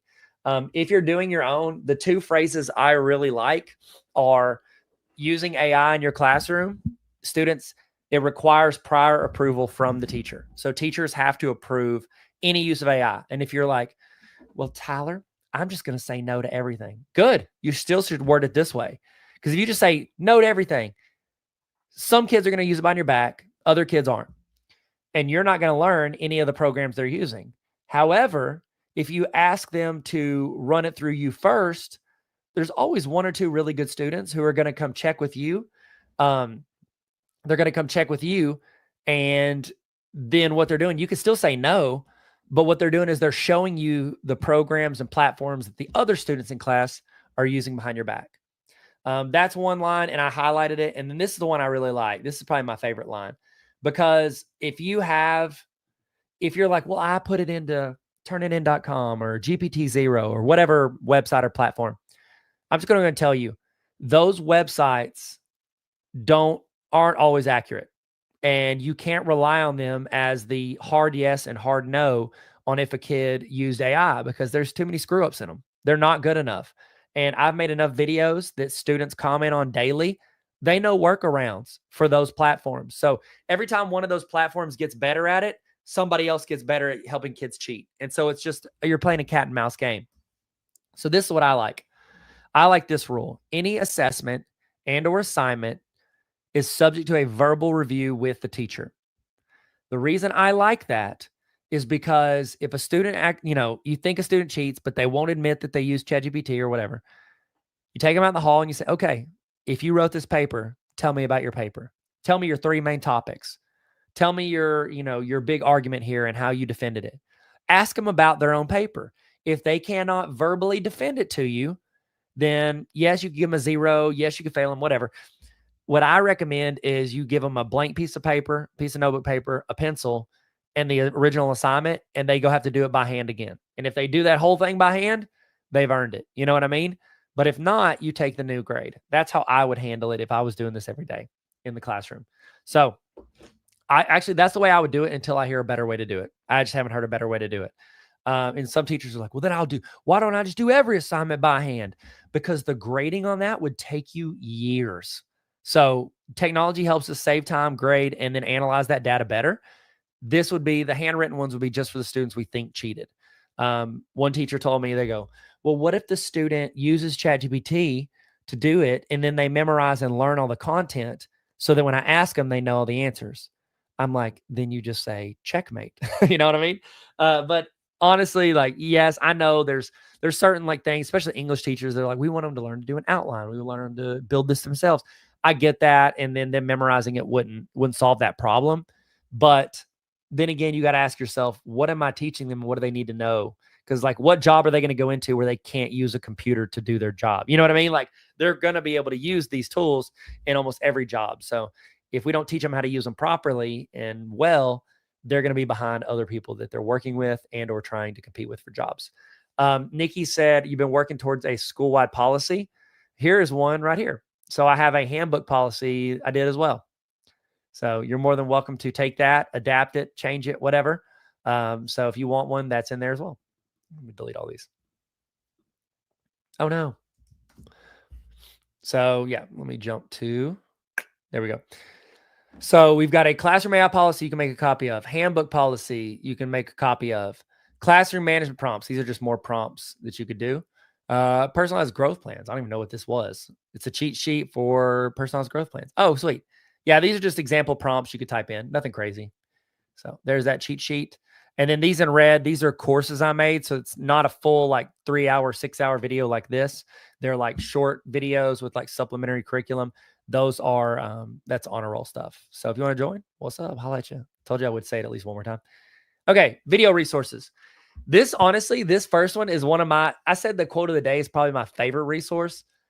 I don't know. This may be my favorite resource. This and quote of the day. So I made this a few years ago. It was episode 1. Guess what? There was only ever one episode, but it was a video on why remote learning so hard. I think it's around like what 98% of students will take a remote learning course at some point in their educational career. Well, there you go. This is a video. It's like a 13-minute video. I enjoyed making it. I thought it was fun. I think it turned out okay, but I made it to where, it's essentially talking to students about how remote learning can be hard for a couple reasons. And then based on research, how they can be successful in remote learning. And so why is remote learning so hard? And then it works through it. And honestly, the research I used, it was from Tinto's theory. It was the student retention theory. And so really what I use the research is not based on remote learning. It's based on in-person learning on how students become successful in school or why they actually finish. But it has a video there, so you could watch that all together. You could assign it, and then there's an interactive PDF. You could give this as an assignment if you're ever going to be absent one day and you need to just fill in the blank sub-assignment. I've got it as a PDF here. You could give it a copy there, or I've got it as a Google Doc as well. Oh, sorry, I clicked off the wrong thing. And then you go here, and then I've got a companion Google Doc. So you could put this in there and make a copy for each student. So there you go. Just a little fun little assignment you can do. So look what I can do. All right, next, quote of the day, bell ringers. I just put that there as well. Educational video template. If you ever want to make a video, so this actually is built off of kind of the stuff I learned in working on my dissertation, which focused on factors that predict viewer engagement in online educational YouTube videos. And so it's kind of just like a walkthrough script in creating a video. So you have your little branding intro. I always, hey, what's up, Tyler with Tarver Academy? You know, that's kind of my intro. It's not crazy. Give them a welcome, then a connection piece, community, clarity, key point, story time, tie it together, and then a challenge. What's their next steps?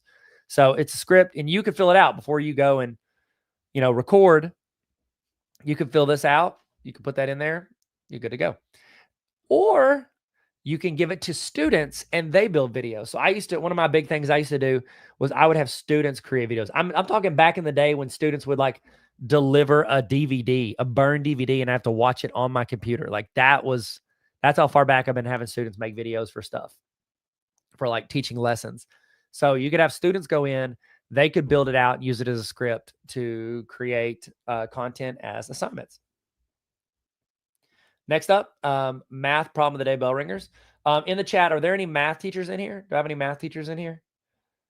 If you are a math teacher and you teach, I would assume like probably 7th through 12th grade would be the best. But I made a bunch of bell ringers for math teachers to use. And you could go in and assign these as bell ringers. The only problem with these as bell ringers is they're not 2 minutes long, like my quote of the day bell ringers. They're more 4 to 5 minutes long. And so if you teach math, you could assign these. You could play it on the screen in front of everybody, or you could assign it in their, their LMS. But it's me giving them a problem. Then I tell them to try to work it on their own. Like right there, that's me freezing while they try to work it on their own. And then I work it with them and they can check their work.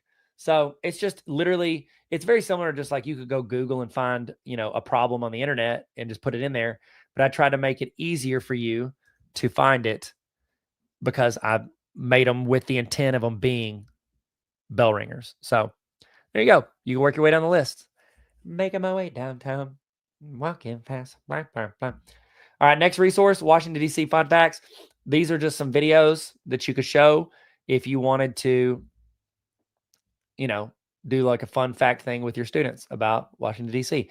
I had a layover there after a conference. And so I scooted around for 4 hours and made a bunch of videos. There you go. I'm not going to go into that too much. And then also, if you teach geometry, I've got full geometry lessons here. It's absolutely insane. Every single lesson. The end. Okay. Next up, back to school stuff. Yeah, we in it now. We in it to win it now, baby. So first off, we got a back to school starter kit.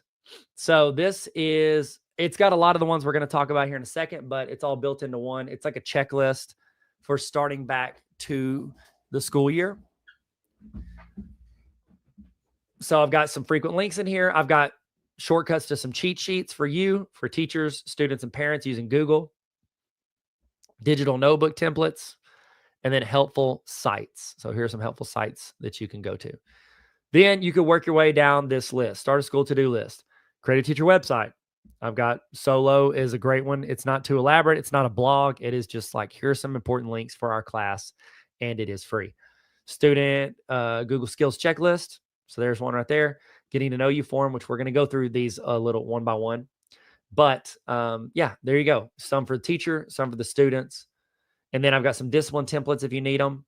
So it's a lot of the stuff I already have in this other form, but I've built it out to like, here's exactly what you would need. I trimmed it down to just what I thought you might need to start back to school. And then these are tutorial videos for you if you need to learn any of these platforms. Okay. Sweet. All right, now let's get into them. Okay, so getting to know you form. This right here, this is a pretty basic one, but this will be something you have students fill out the first day of school to get to know your students. What? Any kind of an error? What are you talking about, bro? You never said that before.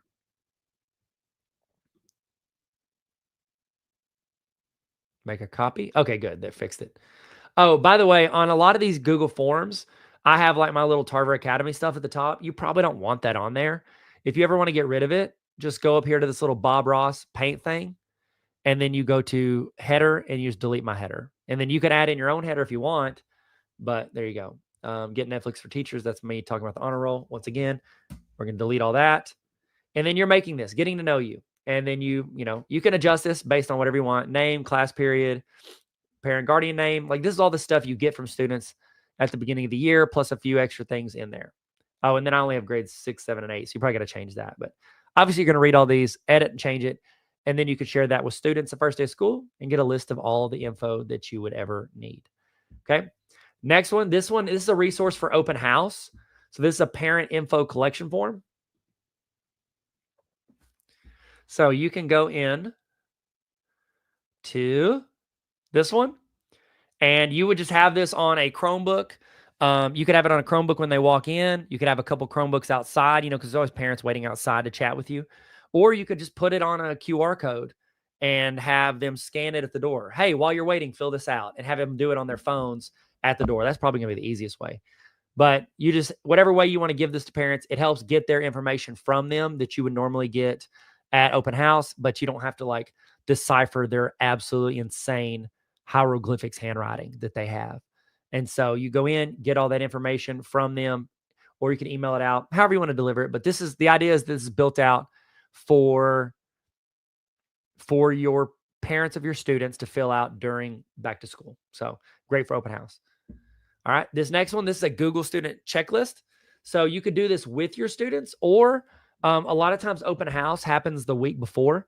And so a lot of times I found parents would ask me like, is there anything I can do with my student for the next week to get them ready for your class? And really there's nothing, because it's like, no, that's why I'm here to help teach them and guide them.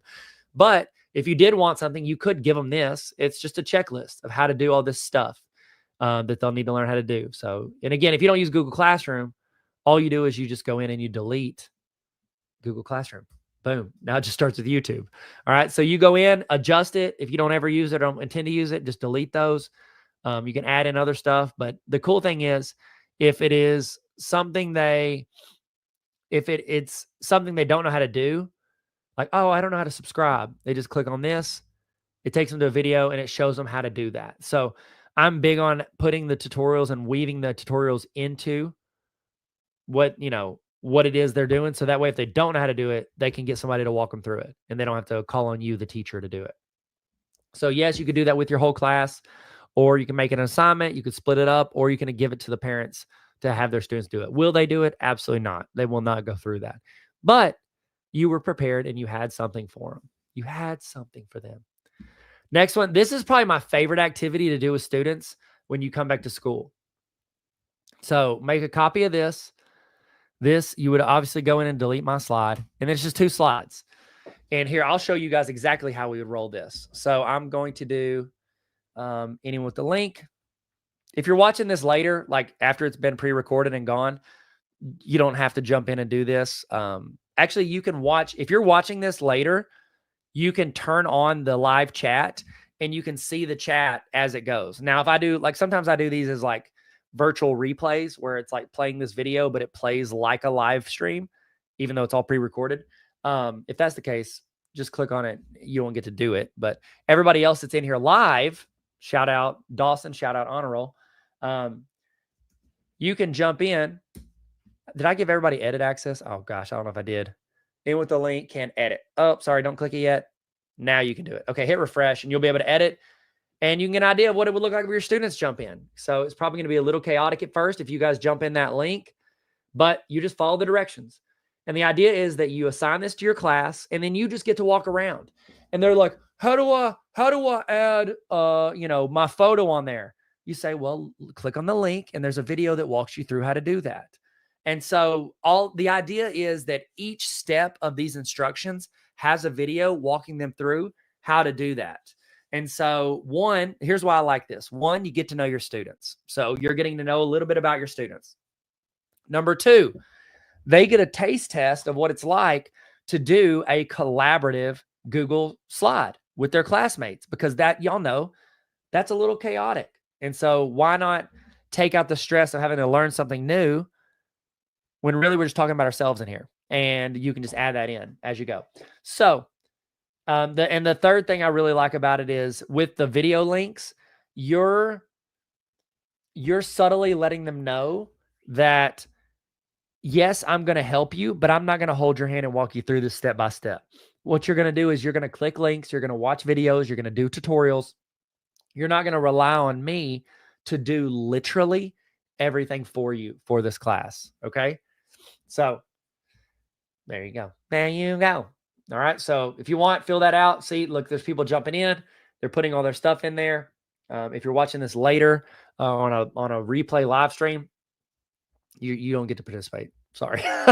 Well, if you're watching it later, I guess you could still click that link and add it in there. Don't put anything inappropriate, because I can go to revision history and I can see that you did it, and then I will expel you. I'm just kidding. I can't do that. So there you go. That is probably my favorite resource, just because of all the layers to what it can do for your students. By the way, do y'all know the easiest way? I'm going to show this little Google tip. If I wanted, the easiest way to add in a photo to a Google slide is you just Google search, let's see, Tyler Tarver. I click on images. If I want to put an image in of anything, the easiest way to do that is to go to Google search, you click on the image, drag it up to the tab, hold it on the tab, and then drag and drop it in the slideshow. That's the easiest way to put it into a presentation, just so everybody knows.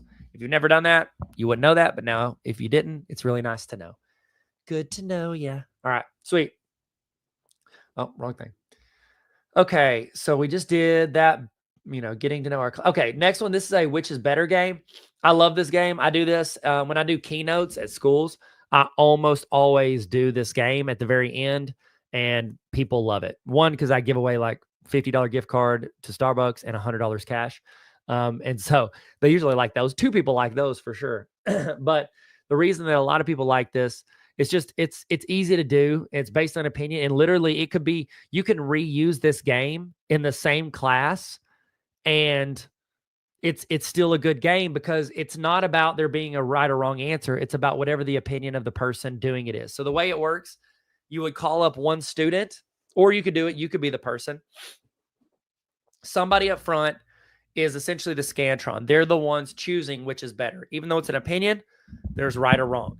So like for instance, it's 2 random things. This one is, sorry, you've got the Marvel Cinematic Universe Heisman Trophy. And so your students would all be standing up, and you'd say, all right, so put your arm out, to the side of the Marvel if it's better. Put your arm out to the side of the Heisman Trophy if it's better. And everybody has one of their 2 arms up. And then you or the student you select to come up there, and I always have them turn their back to the audience so they're not like helping their friends win. And you just say, all right, 1, 2, 3. And that person tells them which is better. And then whoever picked the same thing as them stays in the game. Whoever picks something different is out. And so I've done this thing for this game. I'm pretty sure I made it up. I know it's really just a this or that, whatever, but I'm taking credit for it. So who cares? It's my presentation. I'll do what I want. And so I love that game because I feel like it's just easy to adapt, and it's fun, and it usually works. And you get to riff and joke with the student that picks it, and they get to know something about the student that does it. I know some teachers that do that game right there. They do that as their bell ringer, and they have a different student every day go up there, and students try to guess what that kid likes. So I've got one game there, and then I've got another one here. All right. Back to school bingo. So here's another game you could do, and I've got it virtually where you can just print it off, or you could do it digitally if you wanted to. But you take this, and you could print that if your school is rich. Here's a color one. So you would go around, and we've all done these at back to school PDs, but it is a back to school bingo where every kid goes, and you try to get one kid to sign each of the things and see how many you can fill in. And then I've got a black and white one for all you people who balling on a budget. You got back to school bingo, but it's in black and white. I even did it like outline so students could color it if you wanted them to. So they might like that more than the color one. But you got a color bingo, back to school, black and white bingo, and then back to school headers. These are just classroom headers for your Google Classroom. I made these in one of my trainings I did. And so I don't know. I don't even remember what they are. I hope they're not super weird. That one's oh, there we go. Summer may be over, but don't worry. We'll pencil in some fun this school year. Haha, that's funny. I hope everyone's summer was a short thing, but now it's time to hit the book. So let's put this one in. So I'm going to download it.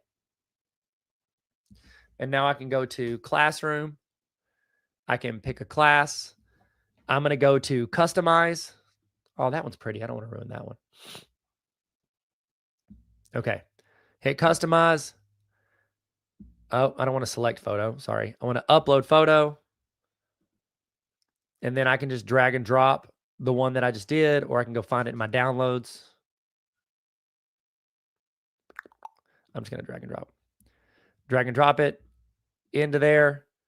And again, you can use it. I have them set up. Some of them are set up as GIFs, so they move, and some are just PNG files, so they're just a standard image. A lot of times you got to resize them, so we're just going to resize that. Hit select class theme. Boom. Now I have a back to school header, and then you can change it later if you want to. But there you go. That's it. There's just 4 or 5 of those that you can choose from if you're into that. Right in the chat, does anybody do custom Google Form or Google Classroom headers? Does anybody do that? Let me know in the chat. Do you do custom Google Classroom headers for your class?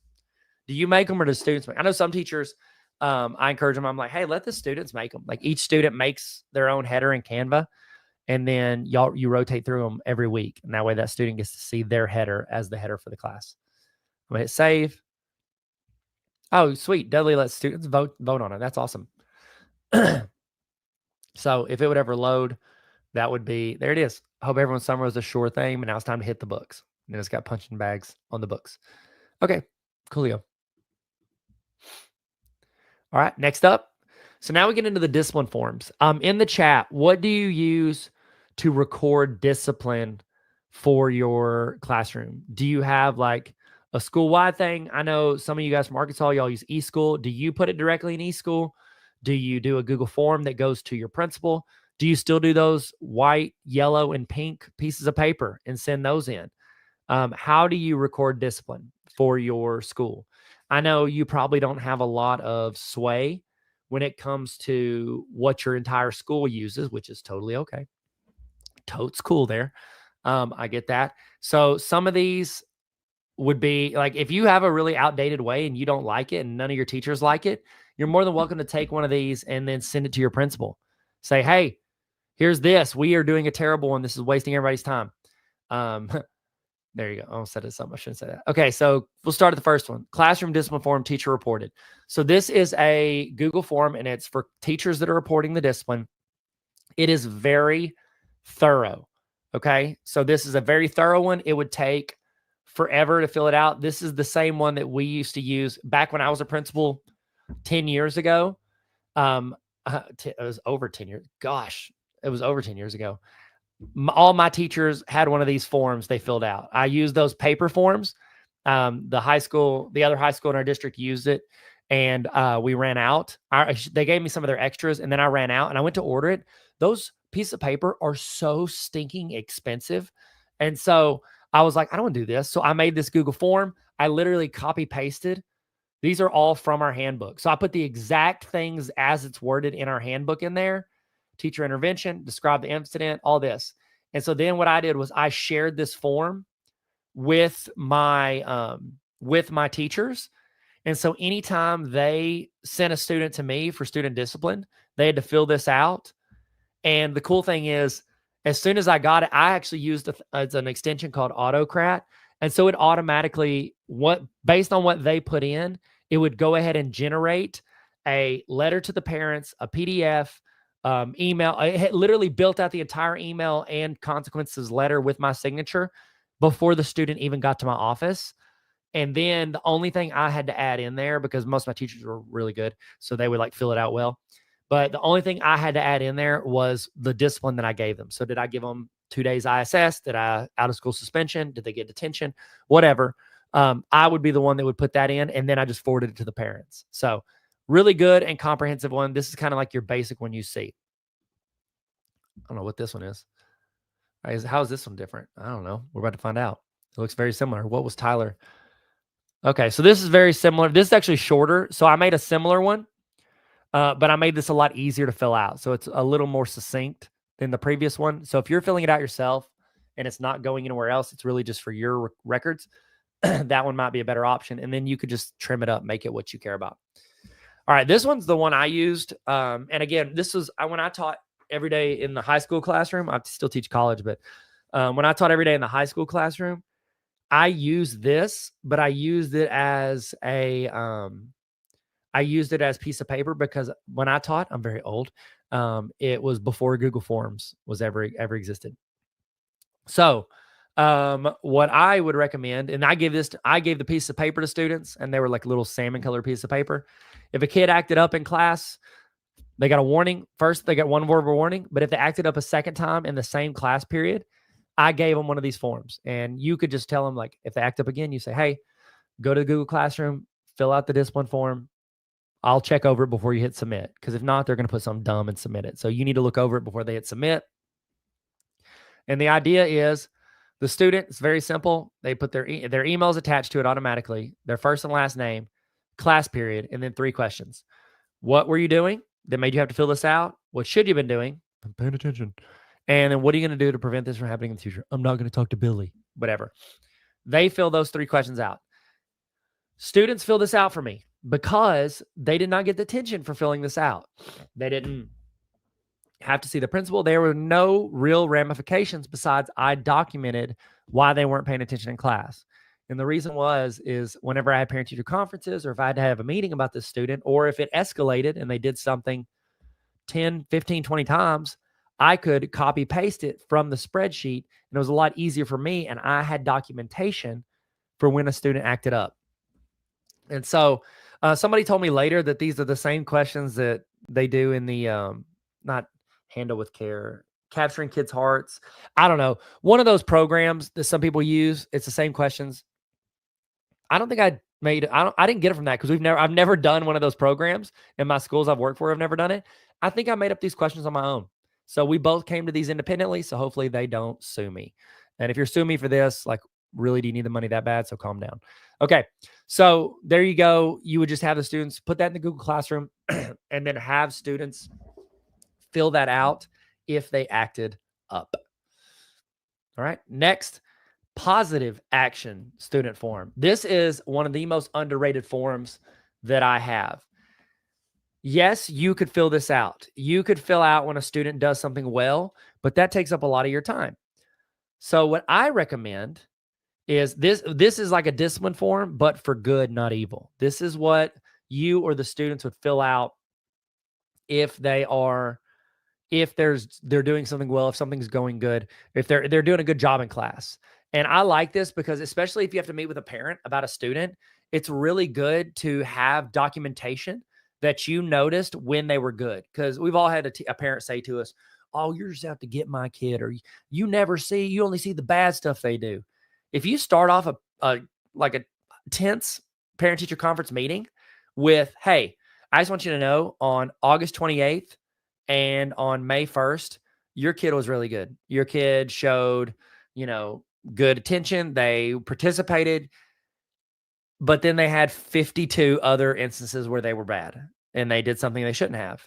And they self-reported that as they were instructed to. So this is all in their own words. But I reported the positive stuff. And I want to know, how can we have more days like those positive ones than those negative ones? And so it's just a really good way to start what could be a tense parent conference. So, and if maybe it's not a 10, maybe the kid's good and you just want to brag on that kid to those parents. I think that's even better. That's awesome. And so you could fill this out for a couple students, but honestly, that would take a while. So what I always recommend to teachers is I recommend when you, let's publish it. Let's see, editor, let's see, anyone with the link can fill it out. Done. Okay, let's see. I want to get the link. Editor view is restricted. Responder view, anyone with the link. Done. Okay. Publish. Okay. So now I'm going to get the link. Shorten it. So I'm going to get the link. And then you're going to go to Classroom. You're going to go to your class. You're going to create a new, it's going to be classwork, but we're going to do a material. This is positive. This is how I recommend teachers use this. Weekly student brag form. We will fill this out let me just do text. It's quicker. You are going to fill this out together with the class every Friday during the last 5 minutes of class, period. Please take a second and pick students in the class that you want to highlight for being great this week, period. Please do not recommend yourself or your buddies to just be funny, period. I will delete all of those entries and there will be ramifications, period. The end. I love you. Probably don't say that, but if you want to, you can. Then you can just go into Drive.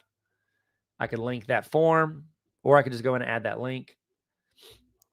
And then all students, no topic would be classroom resources. Boom, post. And so the idea would be that every week on Friday, the last 5 minutes of class, your students would go in to the very end and they would go to classroom resources. They would click on this. They'd go to the form. Oh, shoot. I think I put the wrong link in there. My bad. I need to edit that. I need to put the responder form. X out of that. Link. There we go. Sorry. Add link. Save. Okay, cool. And then the students would go in, click on the form, and they fill it out. And here's the cool thing. They're bragging about their classmates, okay? And then Monday at the start of class, all you do is you go into the form, you look and see if there's a name that popped up a bunch. So, hey, one of the names that popped up a lot was Sally. Sally, stand up. Let's all clap for Sally. Good job, Sally. Sally was helpful to her classmates. She handed out some pencils whenever people were short, and she also participated in class so that you didn't have to. Give it up for Sally. You're recognizing and honoring a student who did the right thing during the week, showed those characteristics. Here's what's even cooler. Besides it being cool for that kid that gets honored, you're also every week at Friday and Monday, you're reminding the other students in your class, these are the characteristics I want you to have in class.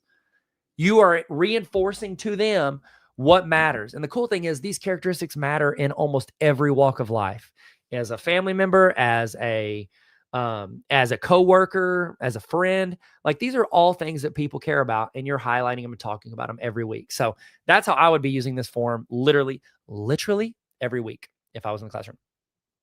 So yeah, that's positive actions form.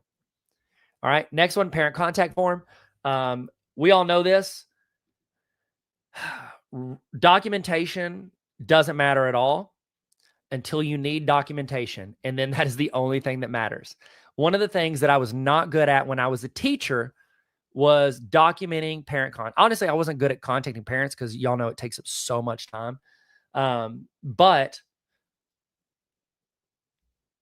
one of the things that I had to get better at when I became a principal was I had to record this, because I'm going to sit in front of a judge at truancy court, and I'm standing there and the kid's like, yeah, I did. No, I did. You know, the kid's up there lying, and the judge would always look at me as the principal out in the little jury box, and he'd be like, hey, because that's where they had to sit. It's weird. He'd go, hey, what do you think? Like, do you agree, disagree? Like, instead of me being like, he said, she said, I just walk up there with a piece of paper and it's got a printout of every time I tried to contact those parents or every time I had to reach out to those parents. And so that parent can't say like, oh no, the principal didn't call me. Yeah, I did, fool. Your line was disconnected, or you never called me back, or whatever. And I can go in and I can show them this documentation. So this is really important. What I recommend to make it manageable, because it seems like a long form, it's not as big as you think. As you're calling the parent, I would always literally, I'd have my phone, because we had the one with the cord in my office. I'd have the phone on my ear, and I would look up the phone number. I would type in the phone number on the form. Let me show you. I type in the phone number on the form. It'd start ringing, and as it's ringing, I'd start filling it out. You know, sometimes they answered, sometimes they didn't. If they didn't answer, I would mark it on here as they didn't answer, that I left a message, whatever. I'm filling it out as I go. And then if they answer, I've already filled it out. So I just take notes as we're talking, and then I submit. Now I have documentation of contacting that parent. Okay. Next one. This is end of year voting. If you want to give out awards for your class or your school, this is a really easy end of year voting form. I made this for our elementary. The way our elementary used to do it was those, they give out awards to students, and there's only like 2 or 3 awards every teacher would give. Well, that adds up. That ends up being, 100 to 200 awards, easy, probably more than that. And what they did was they would just email the secretary, our admin in the office. They'd email them, and that admin would have to copy paste, put it into a doc, print out a certificate. They didn't do all that. It was insane. And so what I did was I did these end of year voting forms, and you can do it to where you like copy paste the student. By the way, y'all know how to do that, right? If you have, let me go. I think I have some in Drive I can already use. I think I have Draco probably in some. There it is. So if you have a list of all your student names, you can just copy it in a Google sheet.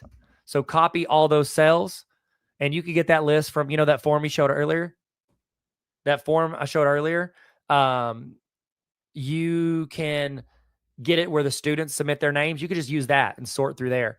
But you can go into a form, and if you do drop down or multiple choice, you just click on the first one and then you hit paste. Watch what happens. Boom.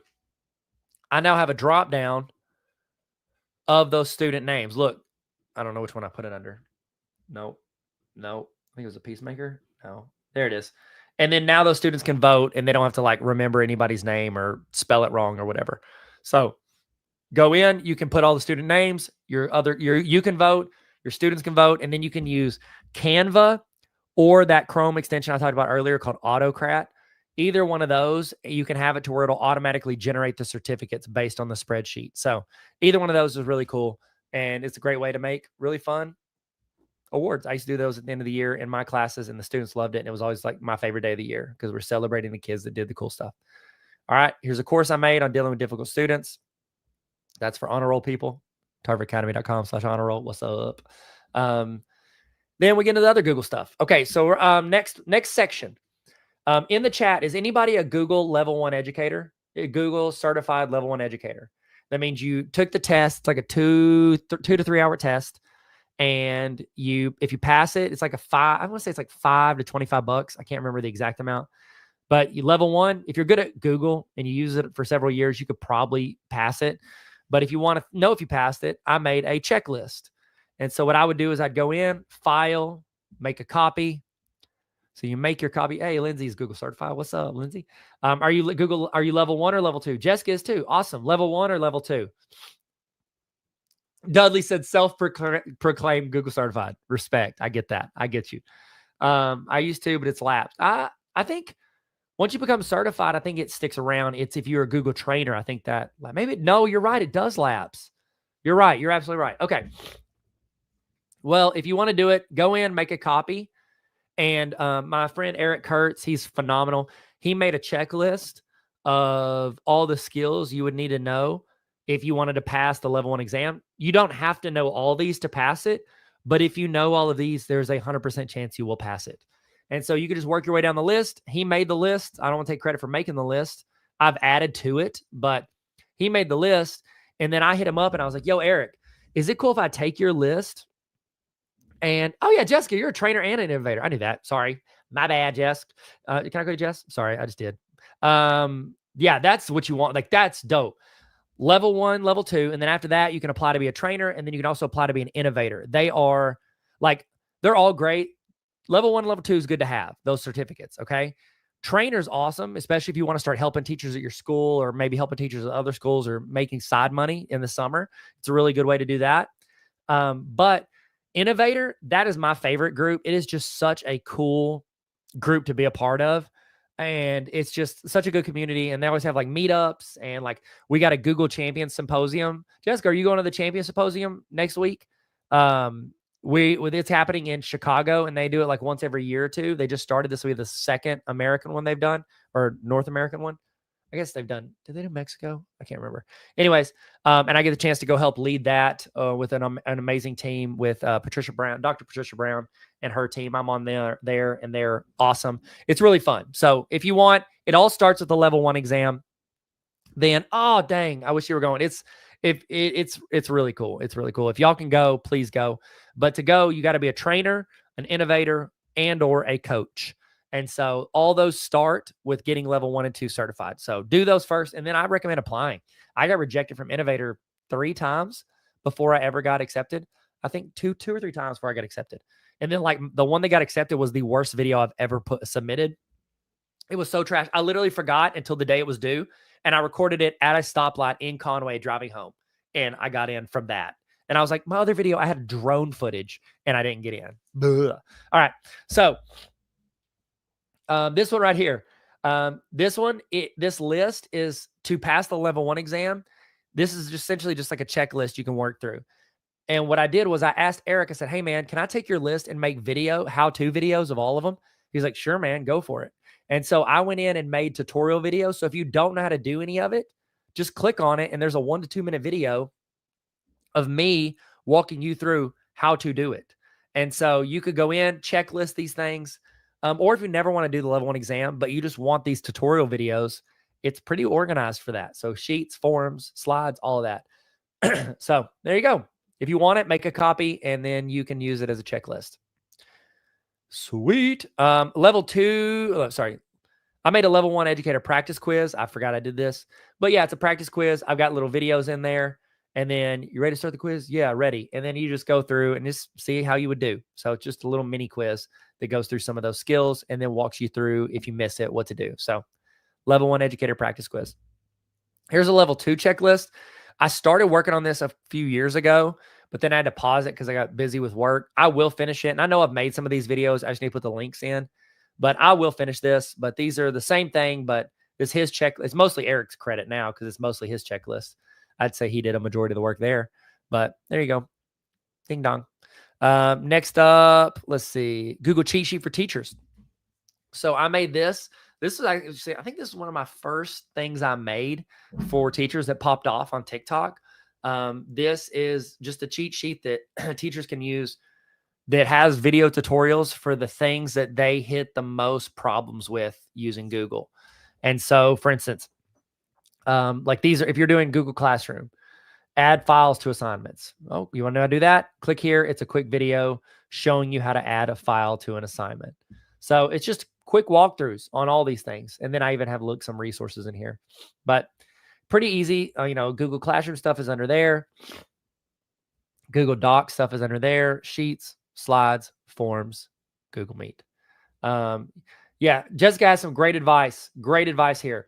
Do not be intimidated. Go for it and take the certification test. It's a great professional learning to prepare for these tests. Yes, absolutely agree with what Jessica said. And I'll tell you this too. They're not like I went into it originally. I was like, I'm pretty good with Google. I bet I can knock this thing out in like 30 minutes to an hour. No, it's a 3-hour test. So I know there's a ton of schools. Show them. You can either, I've got Google trainings you could do in the honor roll, or you could just take one of those checklists and ask your principal or your admin or whoever approves your PD. Be like, hey, if I review this checklist and watch these videos for 3 hours in the morning, and then 3 hours in the afternoon, I'm taking the test, can I count that as 6 hours of professional development? I think that would be a phenomenal use of your time, because we've all sat through 6-hour PDs and walked out of it with nothing to show for it. At the very least, you've taken the test and you've got an idea and you've learned some stuff about Google. At the best, you walk out of that 6-hour training with a level 1 certification, which is awesome to have on your resume and to show your students that you are not stagnant in your learning. You are always trying to grow and learn as well. So it's good modeling for your students. So if you want, reach out to your PD person and see if that would work. And you could show them, not this, but that other sheet, and then show them the exam. And literally, let me look. Google Certified Educator Exam, level 1. All right. So level 1, let's see how much it costs. Okay. It is, level 1 is $10 and it lasts for 3 years, and level 2 is $25. So 10 and 25 if you want to be level 1, level 2. For $35, you can get one of the most, if you pass, you can get one of the most ballinest, is that a word? Certificates you can get in education, in my opinion. I'll tell you this, I've interviewed 200 plus teachers in my career. I've probably had less than 3 teachers walk in with level 1, level 2 certifications. And when they did walk in, we were all excited, because Google is what you use more than anything as an educator. Across all the Google platforms, YouTube, all of it, you use it more than anything. And being proficient at that is a huge, huge benefit. And principals know, oh, cool, I don't have to walk this teacher through how to use the programs they're using the most. Like, it's just a huge, you say feather in your cap? Feather in your cap when you walk in to into an interview, or if you want to, maybe if you're interviewing to, level up at where you currently work. You want to be a facilitator or a assistant principal, something like that. So really good one to have. Level 2, cheat sheet. We already talked about cheat sheet. Cheat sheet for teachers, and then cheat sheet for students. So this one I've got into like a Google Doc. You go in, this is just a way for you not to have to answer every stinking question that your students ask you. So I would just copy that link. I would go, I need to keep it up. I keep closing it out. Classroom, go into your class. You go to classwork, you create a material. This is your, Google help videos. Before you ask me any Google related question, look on here and watch the video tutorial to see if it explains how to do what you're about to ask me, period. If it is not on there or that doesn't help, try just Googling that and watching some stuff or reading some things, period. If after all of that, you still can't figure it out, please raise your hand and let me know what your question is. Exclamation point. I'm happy to help. Exclamation point. Building some sufficiency in your students. So I'm going to add the link. I now have that Google cheat sheet in there for students. It's under classroom resources, post. Now, when you're in class and a kid's like, how do I attach 2 documents to Google Classroom? Or how do I do this? Or how do that? And you're like, bro, this is level 1. Like, this is easy, bro. Easy, bro. Then you can have them just say, hey, go in classroom to classroom resources. Click on, what I call it? Google cheat sheet. Boom. I don't know what I called it. Google Help videos. Tell them to click on it. Watch the videos. So it's like you're providing them with assistance, but you're not doing all the work for them, which is what we want, right? We want these students to become self-sufficient. We want them to be able to do this on their own. So the end. I don't know why I said that weird. And then this one, I made this because it was like 8 years ago. There's a show. Is it good? Not Good Morning America. Some morning show that I don't watch. I think my mom watches. I don't know if my mom submitted me for this or what. No, they found it because of the internet. Hoda and someone else is on it. In the chat, if you know what show I'm talking about, say it, please. I'm not trying to be cool by not remembering. I legit don't. I've never watched it, and I only talk to their reps. So they reached out to me because my cheat sheet, Google cheat sheet for teachers and students popped off on the internet and got a bunch of views. And so they reached out to me because they wanted to do a segment on back to school. And so they wanted to talk to me about that. And, their audience is not mostly teachers because during their show, most teachers are teaching at school. So they were like, well, do you have one for parents that we could use? That would be more helpful if there was a parent thing. I was like, yeah, sure. And so that night, I built this resource. It's a remote learning cheat sheet for parents. It's very similar to the student one because most of the time the students are going to be helping, or the parents are going to be helping the students. And so I just made this common tutorials for students.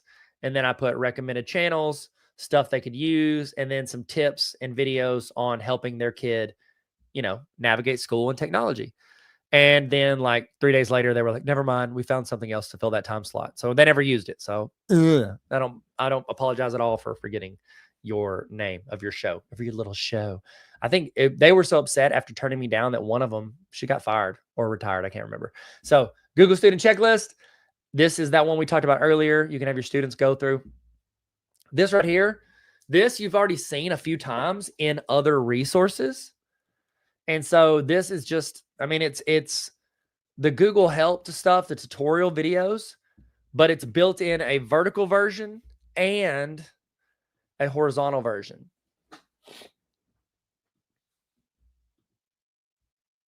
So you can take either version depending on if it's a presentation or a notebook that you're giving them, and you can just copy paste these into other things you do. That way it's always with your students, whether it's in a slideshow.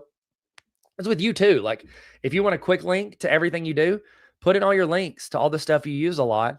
And then when you put this into a I guess you would do it to this one, all your links in here. And then when you do a presentation, it's in there. It's always slide numbers 2 and 3. So it just helps you and your students quickly navigate to links, websites, videos, things like that they could use or that they use frequently throughout the year. So, and to do that, all you do is you build it out and then you just copy these. So I'm going to copy these 2 slides. And then I can go into, my drive, copy of, let me find something I can throw it in, notebook. Okay, so you can go into a notebook, whatever, or new presentation, anything. Oh, look, this is one we made earlier.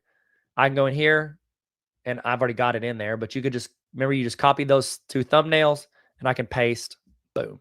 And here's the cool one you can do. So a fun little Google thing you can do, link and keep original styles.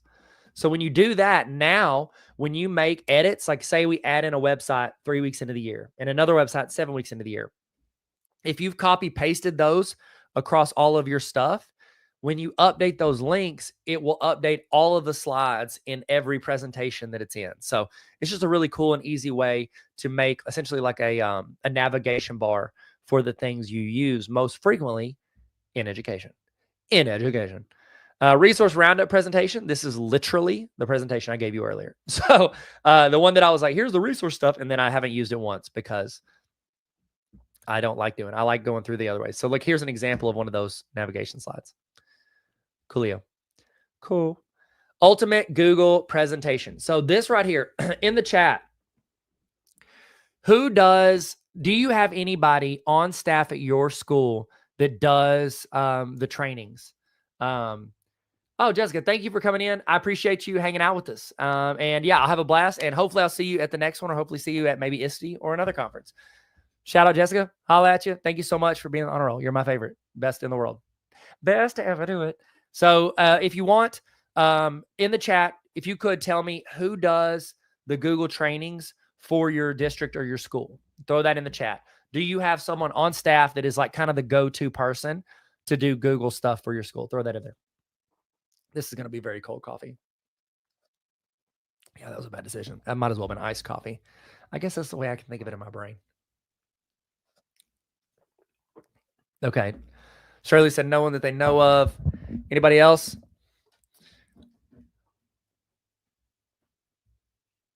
I saw somebody from Box out there. I mean, no, I'm gone and Leanne's gone. Who's y'all's go-to Google person? Let me know. Oh yeah. Rush, she's awesome. So good at Monticello. I know. She's fantastic. No one you can think of, Sally. Toss in there in the chat. Who is your person? Happens at PLC, sometimes library media specialist, no specific role person. Okay. Well, if librarian, the media specialists very often end up being that person. They're kind of the go-to for anything technology. I know my mom relied on Micah Brown, who was their media specialist in her building. And my mom like literally had her do everything for her because she would never ask me because she said I was too mean. I'm like, Mom, chill. Okay. Chill out. So, okay. So here's the deal. If you don't have anybody, then maybe you're that person. You could be that person once you become Google certified. What's up? But it's really good to be that person for a district because y'all use Google so much. It's really nice to have somebody to go to. If you have someone or you have someone like that's a media specialist, like maybe they're not like really a Google person, but they're just like a little bit better than everybody else. If they have to give presentations on Google or they need to do trainings, this right here, I think would be a really good, helpful thing for them if they ever need to present on it. So you can take this link and you can forward it to them, email it to them, or if you might be that person, file and make a copy. So this is my kind of big Google training presentation. So it's got pretty much all my stuff in it. I go through all of these different programs, platforms. I know Canva is not owned by Google, but it's so good. I put it in there anyways. That's a navigation bar, by the way. So like Gmail, boom, it jumps to my Gmail trainings. So this is just, I mean, literally this thing is a monster. It is 273 slides. That's disgusting. Disgusting. Okay. And yeah, it's got some slides where like it just has a word or a picture on it. And that's for me to like talk about a certain thing. Those might not mean as much to y'all if you don't know what they are, or whoever you send this to doesn't know what it is. That's fine. Once you make a copy, start deleting stuff out of it that they don't want to use. And then you can give it to them so that they can use it as the first draft of what they want to present to their staff. And so if you have a media specialist, give this to them. That way, if they ever do have to present, they don't have to start from scratch when they build their presentation. And a lot of them, I have tutorial videos in it. So like a lot of the slides, like for instance, let me scroll to something.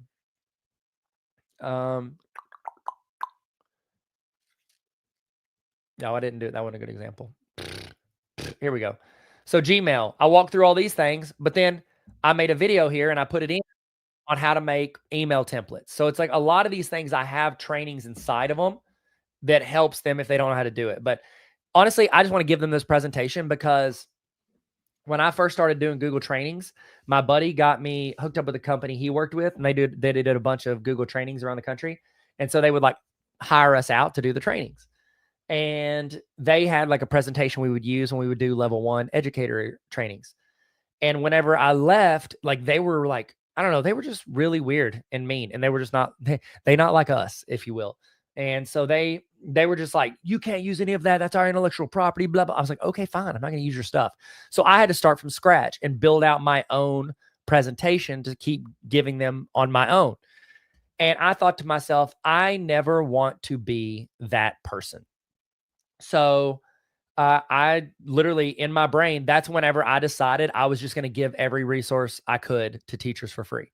So that's why like I talk about the honor roll. Yes, that's a paid membership thing. But really with honor roll, the access you get is access to trainings, like the how to do this stuff. All the resources though, like I showed you guys how to get there. It's free. I make the resources free because if a teacher wants to make a copy and figure it out on their own, go for it. Okay. Please take all that. So I thought to myself, I'm not going to gatekeep like those people try to do to me. So I give this out for free. Take this presentation, start doing Google presentations. I'll give this out to Google trainers. I'm going to probably give it out to people at the Google Symposium that do trainings. Like take anything you want and run with it. Becca asked for the presentation again. It wouldn't let you in earlier. Okay, if it wouldn't, that's weird. It should be open to everybody. Or if it pops up a screen, it's wanting you to like, here, how about this? I will, I'm going to make it to where you can just get access. I'm just going to give you direct link. It's not going to ask you to make a copy. So let me copy the link. Okay. Toss the presentation in there, but it's also bit.ly/resource roundup 2 if you need access to it. So if you want, send this presentation, this Google presentation to anybody that needs to give those presentations. It might save them some time. Worst case scenario, they say, no, thank you. I hate him. That's fine. Just don't tell me they said that. All right. This one right here, again, most of you teach in person, but it's also a virtual learning starter kit. So I kind of grabbed some of the resources and trainings that I think are most relevant for online learning, and I tossed them in here. Try to make it simple, just like a little quick 1-page starter kit. So there it is as a doc, and here it is as a PDF. So it's in here. All these are links to cheat sheets and different things. So yeah, there you go. A lot of quick links to virtual stuff. It looks prettier in this cheat sheet, but follow your heart. That's what Kelly Clarkson told me to do. Of course. Thank you for saying thank you. That's what I try to work on my kids to do. That's a course, Google level 1 educator prep. That's for honor roll peeps. This right here, I actually made this recently. I didn't have a section for Canvas stuff till like a week ago. That was popular when I was a principal. Heard it a bunch. But I made a Canva teacher playbook. And so I made this in correlation. Look, I made it in Canva, but I made this in correlation with a Canva training I did. And so if you're in honor roll, they have access to the video, but if not, you still have all this. So I put the secret website Canva has. So this right here is a secret website for trainings. This is awesome. It's way better than anything I have on Canva. It's by Canva, but this is crazy. They don't have this linked anywhere on Canva's website. You have to know where the direct website link is. So that is a secret Canva website for teachers. It's really awesome. But then I also made this, it's a few pages, but it is a Canva notebook, Canva starter kit for teachers. So I use it, Ruth, I use it all the time. Not only do I love Canva, I'm in love with Canva. Like I always say that if I went to high school with Canva, I would have asked it to prom every single year starting in 7th grade, and it would have turned me down. No matter how creative I got in presenting my prom ask, it would have rejected me. It looks cool, but it's confusing. Oh, talking about Canva, Shirley? Yeah, Canva can be confusing. If you want, take this playbook, work through it. It tries to walk through step by step some of the AI things that you can do with Canva. It's pretty fun. Pretty good. So take that if you want it. Start here. Check out the secret Canva. Actually, start here. Secret Canva website for teachers. That's where I would start. I've got stuff on Canva, but honestly, their stuff is really, really good that they've made, and I want to promote it because they're awesome. So that's a Canva teacher playbook. Okay. Next resource. This is an adaptive quiz template. So in the chat, has anyone ever done a adaptive quiz with their students where it goes to a different page based on the answers the students give? Have you ever done that? Let me know in the chat. Sally said, thank you for the Canva tutorial. Oh yeah, the one we did a while back. I just started using it and I'm still confused as how to use things, do with it. Just tried AI with it earlier this week. So fun. I'll be honest, Sally, like the best way to learn is just do it. Jump in, mess up, make mistakes, and then learn. Like, don't be afraid to get in and try stuff. You're going to love Canva the more you use it. It is just one of the best resources ever for people. Like, I absolutely love it. Ruth said, I don't like to follow the rules and instructions. I just got it and started playing with it, so I found my groove. Use it for yearbook as well. Absolutely, Ruth. That's the thing. However you learn best, whatever your vibe, the way you like to do it is, jump in and do it, okay? So a few of you guys said, no, you haven't done an adaptive Google form. I have a tutorial in here that you can use. So right here in this adaptive Google form, this video right here, I'm not going to go into it now because I want to get through the rest of these resources. We only have like 40 more minutes. This right here, this video is a walkthrough of how to create one from scratch.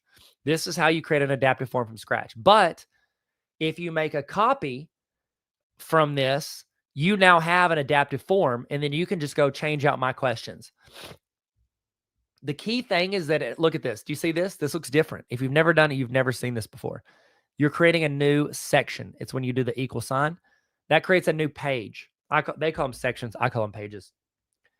But you put in your question, and then you have it go to a certain page based on the correct answer. So if they get it right, they skip to the next question. If they get it wrong, they go to this page, which is more help on that specific topic. And so if you look at it in preview mode, you go in. I'm just putting in things so I can move on. Okay. Next. Okay. So they go in and answer it. And they say, what is the slope of this line? If they get it right, I have it set to where they are forced to upload their notes and their work. You can take that off. But let's see. Let me just add something. Come on now. Wasting my time. Let's add that. Oh, that's light. Okay, boom. Nailed it. So add that in. They add their notes. They hit next. If they get it right, they move on to the next question. If they get it wrong, they're taken here with this video. More help on that topic. So, and actually the way I did it was I put that exact question as the question. See that question in the background? I screenshot it and I made that the actual question. And so if they get it wrong, they're actually watching a video that's walking them through exactly how to do that exact problem that they got wrong. So that's a little teacher hack. So then you just have it go to different pages. Again, I've got a full video here of how to do that, like how to adapt based on those pages. But I just think it's good. A lot of times I would use this in class. So you could assign it and have them watch a video and take notes. And then they answer the questions and it adapts. And if they get it wrong, they go to a different page. And then you, as a secondary instructor, would be walking around. So it's like the Google form is delivering the content originally. And then you are walking around individually tutoring students as you see that they're on a page that means they got the question wrong. So that's just how I would play it. Personally, I think it's really good, but you could find a bunch of different ways to adapt that. So there is a copy of one if you want to make a copy and use it for yourself. Treat yourself. Differentiated lesson form template. I think this one's similar to the last one. Let's see if there's any difference. It's worth pointing out.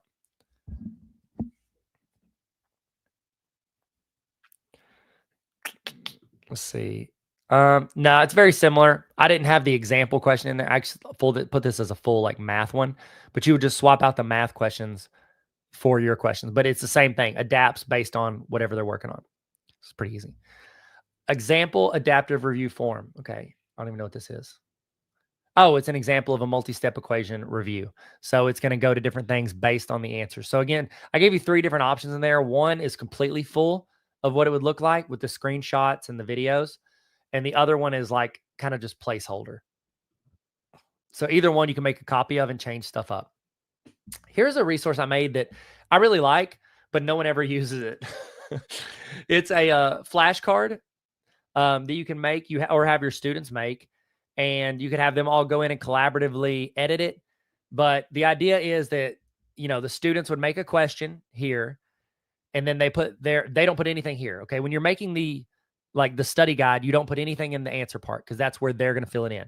So they would put the question there, and then they could click on this and it will jump to the correct answer. And they could go back to their question and see if they got it right. And it's essentially just guiding them through, essentially a study guide. So you can make your study guides in here or have your students make them, and you can make a copy for each student and they could practice with it. And it bounces back and forth between if the correct answer and whatever else. So I thought this was really cool, and it took longer than you would think, but I don't know. The teachers don't ever tell me. They tell me they use the quote of the day stuff or discipline stuff or parent contact form, but nobody ever gets to me and they're like, I used the flashcard. I'm like, oh gosh, I'm wasting my time. All right. These next two these are courses. So like the ones in red, those are courses for educators that I put up that are part for honor roll people. But these courses right here in the dark blue, these are courses for students and they're free. So this is a digital citizenship course. This also, if you're ever interested in joining the honor roll, tarveracademy.com/honor roll. If you're ever interested in joining, this is what the teacher ones kind of look like. You click on it. There's a video. This is a digital citizenship. It has a video of me talking about the topic. And then it's got curriculum, discussion questions, all of that underneath it. So this is a good little activity you can do with students to help them become good digital citizens. Like that means good on the internet. And then I also did this one. I did a talk for FBLA Arkansas, and I talked on the 7 leadership tips for students. It's pretty quick. I think it was like a total like a 20, 25-minute talk. But I split up the videos into, like I clipped it out so that you could watch this video, and they're all short. They're like a few minutes each, I think. And then the students could talk about it, discussion questions. Yeah, it's got all the curriculum underneath it. So there you go. Quotes, all that. There you go. Oh, look at that quote I made. Skills are great, but if nobody understands what you bring to the table, you might as well not be sitting at it. That's pretty good. That's pretty good. All right. I'm just super talking about my own quotes. There you go. If you like the digital citizenship course, but you don't want your students to go through my Tarver Academy stuff, there's a digital citizenship lesson plan. It's that same course, but I've got it broken up where you can copy paste it, or you can have students go through this Google Doc. So there it is. That's pretty self-explanatory. Geometry full lesson videos. We've already talked about that. Oh, I need to update that link. Let me do that right now if you don't mind, because I will forget. Where is it? Under videos. Geometry full lessons. Copy. I need to fix that. My bad, y'all. Geometry full lesson. Edit. Sorry, I had to redo my whole website because Squarespace was rude. And so, yeah, some of the links got broken. All right, here's another one. Intro to YouTube course. Oh, I need to make this into another course. I made a YouTube course, but I don't like it. I just broke up a longer talk I did. So I need to make this and put it into a course. I need to write that down. Put YouTube course. Put that on my list. YouTube course for students. Bing bong. There we go. All right, but if not, you want it now, there you go. You've got all of this. You've got them all in here, but I'll put that into a course on Tarver Academy as well. Create your own courses. You can have your students build out their own courses. So these are some courses that some of my students made, but they fill out this form. As soon as they hit submit, it emails them a course map that looks like one of these. So it fills into something that looks just like this, but it's their course that they're created. That's kind of a fun activity you can do with students. You can just like show them like there's something you know about. Pick any topic that you know and go and so like group me, creating blogs, all that stuff. Those are some that my students did, but pretty cool. Pretty cool. That's it. That's all I got. I just thought that was a pretty neat little resource I made, and I still have access to it. AI powered end of year toolkit. We already talked about that in a different section. Okay, so this would be more for admin. So like principals, assistant principals, facilitators. So if you see anything in here, you could adapt and put for your classroom, which I think a lot of it you can, or you can send this section, like copy paste all these and send it to your principal if you think it would help them. So right here, actually, it's not all just for admin. A lot of it is, but it's for the administrative side of education. So parent contact form, I already talked about that one. That's the one where it's like you're filling it out as you contact parents. This is an admin walkthrough form. I've put some of these resources on Teachers Pay Teachers, which people could get them for free if they just came to my website. But this is the one that sells the most because I guess admin go through and buy it. And so it's an admin walkthrough form. It's got all the little goodies that you would want. I'm actually about to I need to write that down too. Admin walkthrough gym. I'm going to make that. Admin walkthrough gym. I'm going to make a gym and share it or a notebook out of Notebook LM. I'm going to share that with principals. So I need to make that. Okay. That's really for admin walkthroughs is for them to be able to evaluate what you're doing. Into course evaluation. So this will be for admin, but honestly, I think it's better for teachers. This will be something you could give your students at the end of the semester, which I know we have a good ways to go before you have another end of semester. But you could go through, have your students fill it out, and it would help that. It would help you get a grasp of how your students feel about the lessons. I know some teachers, they'll send this out at the end of each chapter or module that they finish. That way they can evaluate how they taught and what they taught in shorter bursts and adapt it to the next lesson. So like if a lot of students agree like, hey, we really didn't like doing this, this, or this. We learned better with this. You could start leaning into it. I just think it's really important to send out these surveys frequently to get students' opinions on ways you could do better in the classroom to help them. So into course eval. student study habits, self-evaluation. So I made this because somebody requested it, but it is a form for students to fill out about their study habits for the year. So like they're going in and they are essentially evaluating themselves and how they do in certain aspects when it comes to studying and working and throughout the school year. So pretty good little resource. I know you're a good ways away from that, but maybe you do this at the beginning of the year and have students fill it out, and it just helps them. It helps them little guys. All right. I don't know why I said that in that voice. Next one, this PT conference form. This is one for teachers, and then I've got one for parents. So one is for you to fill out about the student, and the other is for the parents to fill out about the student. And so I really like these. I think you do 2 parent-teacher conferences a year. Wouldn't be too many to ask them. Send out the form. You're really just copy pasting their email from their open house email input or from the student getting to know you form that you did. And so, areas for growth, these are you selecting things about the student, and then you can read it to the parent. And then the form for parents is geared towards parents filling it out. So both of them super helpful depending on the situation. End of semester reflection activity. So this is just an activity you can do with your students. It's in a Google Doc format, and your students can sit and reflect. Oh gosh, in my template, I'd had that, I guess, when I was doing a training. Let me edit that if you don't mind. Let me go in, edit. I need to take out that where I filled that in because I did it. Usually you just like type stuff to show people that it's a box that expands. There you go. Wins of the semester, challenges faced and overcame, letter to yourself, favorite memory looking at it. So it's just something the students can fill out as an activity for the end of the semester. I don't know. I just feel like these things are things that I wish I would have done more often when it came to my classroom. I did some stuff like this, but I just wish I'd have done more. That's just me, wishful thinking. All right. Next one, this is a classroom resource hub. The mission behind this resource is that it is a one-stop shop for you to link out to all of the things you have throughout the year with your students. And so, you put your name, the class period, and then this, I know it sounds cheesy, but I think it's important to remind ourselves like why we do what we do, because our job is hard. And I think that it's important to put that in there. So you're reminded every time you go in here. So there you go. Put your why you teach and then link to your stuff. I've got some placeholders in here that could work, but it just depends on what works best for you.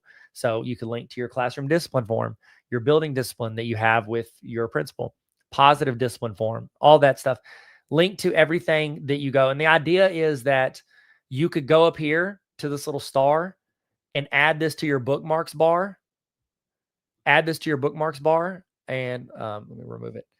And then that way you can quick link, click, go, and you can go find anything you want across the internet. A little tip that I give teachers is I'll put like stuff that's important that you use a lot. The problem with the bookmarks bar is that it very quickly gets filled up. So what you can do is you can put it in your bar, but then you can take away the title. And so what that does is it makes that just an icon. Do y'all see where it's just an icon? I can click and put that at the front here. And that way I could just quickly click on it. Boom. It goes straight to my resource hub. Boom. Click and go to my link. So it's just a really easy way to go in and navigate out to all of the things that you have, to have all the things you have in across the internet. So I don't know, because it gets confusing. Y'all know there's so many things. Like even the stuff I've given you today, I've given you a lot of just like kind of opened up the fire hose of all these resources. It's nice if you just go copy paste the stuff you like and then put it in that hub and then use that as your thing as you go throughout the year. Probably should have given this one at the beginning of the session. Sorry. This is a summer PD notes template. And so what this is we've all sat through PDs, and a lot of times we sit through them and there's nothing we'll ever use. But there's a lot of them we sit through and we do hear some good stuff, but we like write it down on a piece of paper or put it on our notebook or we put it in our drive. And then we forget by the time it comes August, we've forgotten. It's straight up that Etch-a-Sketch has been shook and we've forgotten all of it. Okay. So what I like to do is I like to have something to where I'm taking notes, especially if you're in this training with, or in another training with people that you work with or people that y'all could just share one of these and you can both collaborate, add notes in, add links in, all that. Obviously it expands based on what you put in it. But here's my trick to not forgetting it when it comes August. You ready? Take that link, because you can even put notes in here and then forget about it come August. Take that link to that form, and then you're going to want to go to Gmail. Okay, let me clear out my Gmail so you're not seeing what I've got in my emails. Hey, 27, that's not bad. What you want to do is you want to write an email to yourself. Do this week for real. And then you're going to paste the link to that note or that resource or that thing that you want to use in August. And you're like, well, Tyler, if I email that to myself right now, I'm just going to either it's going to sit there or I'm going to forget about it. So what you do is down here next to send, do y'all see the little drop down? You're going to go to schedule send. And you want to choose, pick a date and time. I want it to be the first week. First week, I want to look at it about halfway through the first week when we get down through all that district mumbo jumbo. When Tyler's coming in and yelling at us on stage about keynotes and doing which is better. Then we can get into our classrooms by Wednesday. So Wednesday morning at 8:35 a.m., I want this email to send. So at 8:35 that day, it is going to pop up directly into my email. Boom. I got it. And I'll be reminded of it, and I can go in and I can start adding that and implementing it into my class. Okay, in the chat, I'd love to know, what does your team or grade level or whoever you meet with every week or two, with PLCs or whatever you call them, what do you guys do to track your team meetings? Do you have notebooks, like physical notebooks? Do you have a Google Doc? What do you do to track those team meetings? Let me know in the comments.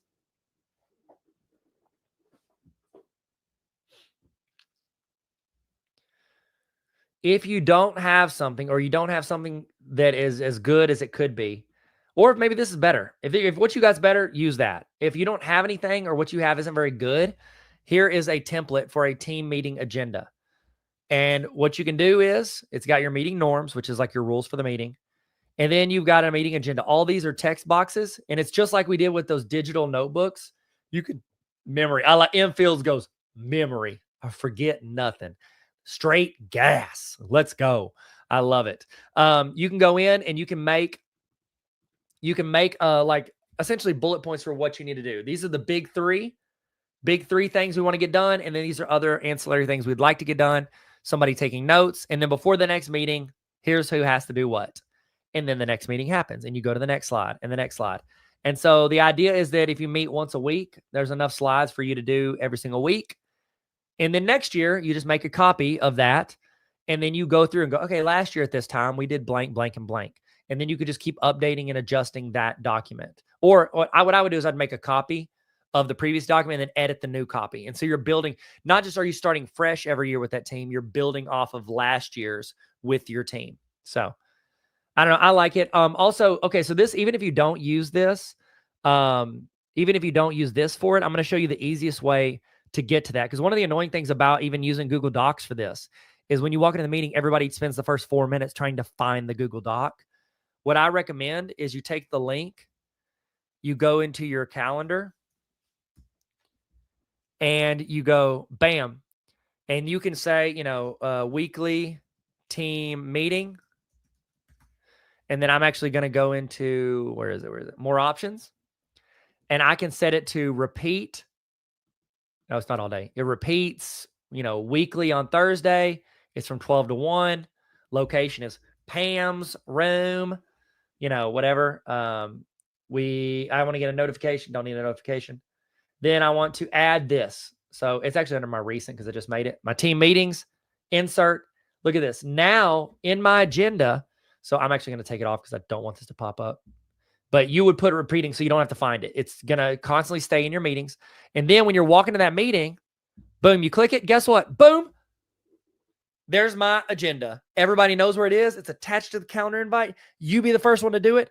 Go in, create that, make it recurring weekly at your meeting times, attach your agenda that everybody has access to, and then share access with all of your team members. That is the move. I'm telling y'all, that's the move. That is the move. All right. So If you don't have it, there it is. You can use it. All right. We're in the final stretch. We got about 10 more minutes before I start doing the sign out. But I'm going to go through these last resources so you know what they look like. This is a Cornell Notes setup. I've got it with blue border or red border. So I've got it as vertical, and I think I have a horizontal one. Nope, just a vertical. I think I've made a horizontal one. I don't know where it is. But I've never used this resource. Somebody asked for it, so I made it. I don't think Cornell Notes are real. I think the only person that uses them is Andy Bernard. So we're going to move on quickly. Email templates. These are really convenient. So this links to some potential templates of things you could send to parents. So like this would be a discipline issue to parents. So what I would do, copy this, copy what I wrote, and then go into your Gmail. And what you want to do is you want to create an email. A letter about student concerns. That's what you want to title it, whatever. Then you can paste what I had. Oh gosh, we don't want it to look like that. Right click, we're going to paste and match style. Boom. Hello, parent guardian. I want to inform you that blank has acted out. The issue occurred here during this time. And then sincerely, you can go ahead and put your name. Now, don't fill in the student's information yet because you don't want to have to go copy paste this every time. What you want to do is you want to go down here to this little CrossFit snowman. You're going to click on that. You're going to go to templates and you're going to go to save draft as template. Save it as a new template. We're going to call it student concerns, save. Now, throughout the year, as you have issues with those common things you have to send emails about, you can just hit compose, CrossFit Snowman, templates, boom. It filled in your email. You just fill in the student, what they did, all that. And then you can put in the parent's email and you're done. So templates are a really easy way to save time in what you're doing in your class. Those emails you have to send constantly. This right here, this is a classroom app that I made. So I made it through Google Slides. I don't know if anyone would ever want to use this. I don't think anyone would ever use it. I don't know if anyone has ever used it, but I made it and it was a lot of work and I don't know why I did it, but it's cool because it bounces the different slides. You could just go in here, you share it. No. So you don't want to share it. You want to go to file. Where is it?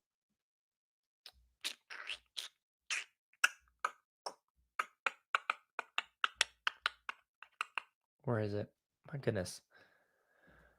Oh, well, I guess you would share it. Share, and you want it to be restricted. You want it to be anyone with the link can only view it. Copy the link. And then when they do it, they're not going to be able to see the thumbnails, but they can click and it'll jump to whatever. Then you can have links to your syllabus under there. You can have links to, contact me, and it can have like your email and all that. And so that's all underneath that. So again, nobody uses that, but I have to show it. Ultimate resource spreadsheet. I forgot I made this. So I made this a couple years ago. So I took all of my resources and I organized them into this Google Sheet. And it's absolutely insane. So if you want to know how to do something, you just Command F and you're just like, I need something for discipline, DISCI. And so you can look classroom discipline form. No. Let's see. Student reported discipline. Yeah, maybe. That's it. So you can jump to whatever it is you need. And then all these are links to either the resource or the YouTube video. So a bunch of resources there for you. I got too many tabs open. It's bothering me. Pew, pew, pew, pew, pew. You gone. Okay. Sweet. Student daily check-in, check-out form. This one I made back during like the pandemic stuff. And so people could have students check in every day. Honestly, what I would do if you make a copy of this, you're probably going to need a lot of this, but you could do this as like a daily check-in, like a bell ringer type thing. Here's why I like it for a daily bell ringer, even if you're in person.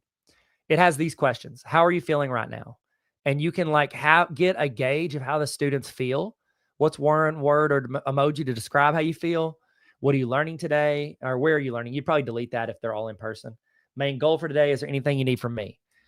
I like this because I feel like it's like a mental health check-in for students. Because very often, we teach these kids and they're like, yes, we want them to learn the stuff in our class and we don't want to be like too like in the tea or whatever.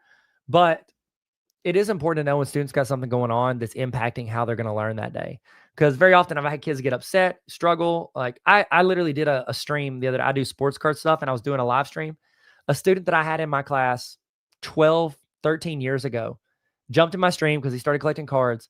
And he just literally in the stream goes, "Hey, man, I realized who it was. Like, yo, what's up, man?" And he goes, "Hey, I just want to apologize. One time I was having a really bad day. I think him and his girlfriend had broken up or something. And I like asked him to do something. He didn't do it. And I probably made a joke, something stupid. And then he like got mad. I was like, hey man, can you step outside for a little bit? Cause I was going to talk to him away from everybody. And he got mad and like said the F word at me. I was like, oh, okay. But I didn't say, I go, okay. And I let him go outside. And then I went out and talked to him. I could just tell he was just having a rough day. Here's the thing though. A lot of times we can tell when a student's having a bad day. It's like written on their face or their attitude or their body language. But before stuff escalates, I think this is a really cool thing to get from them.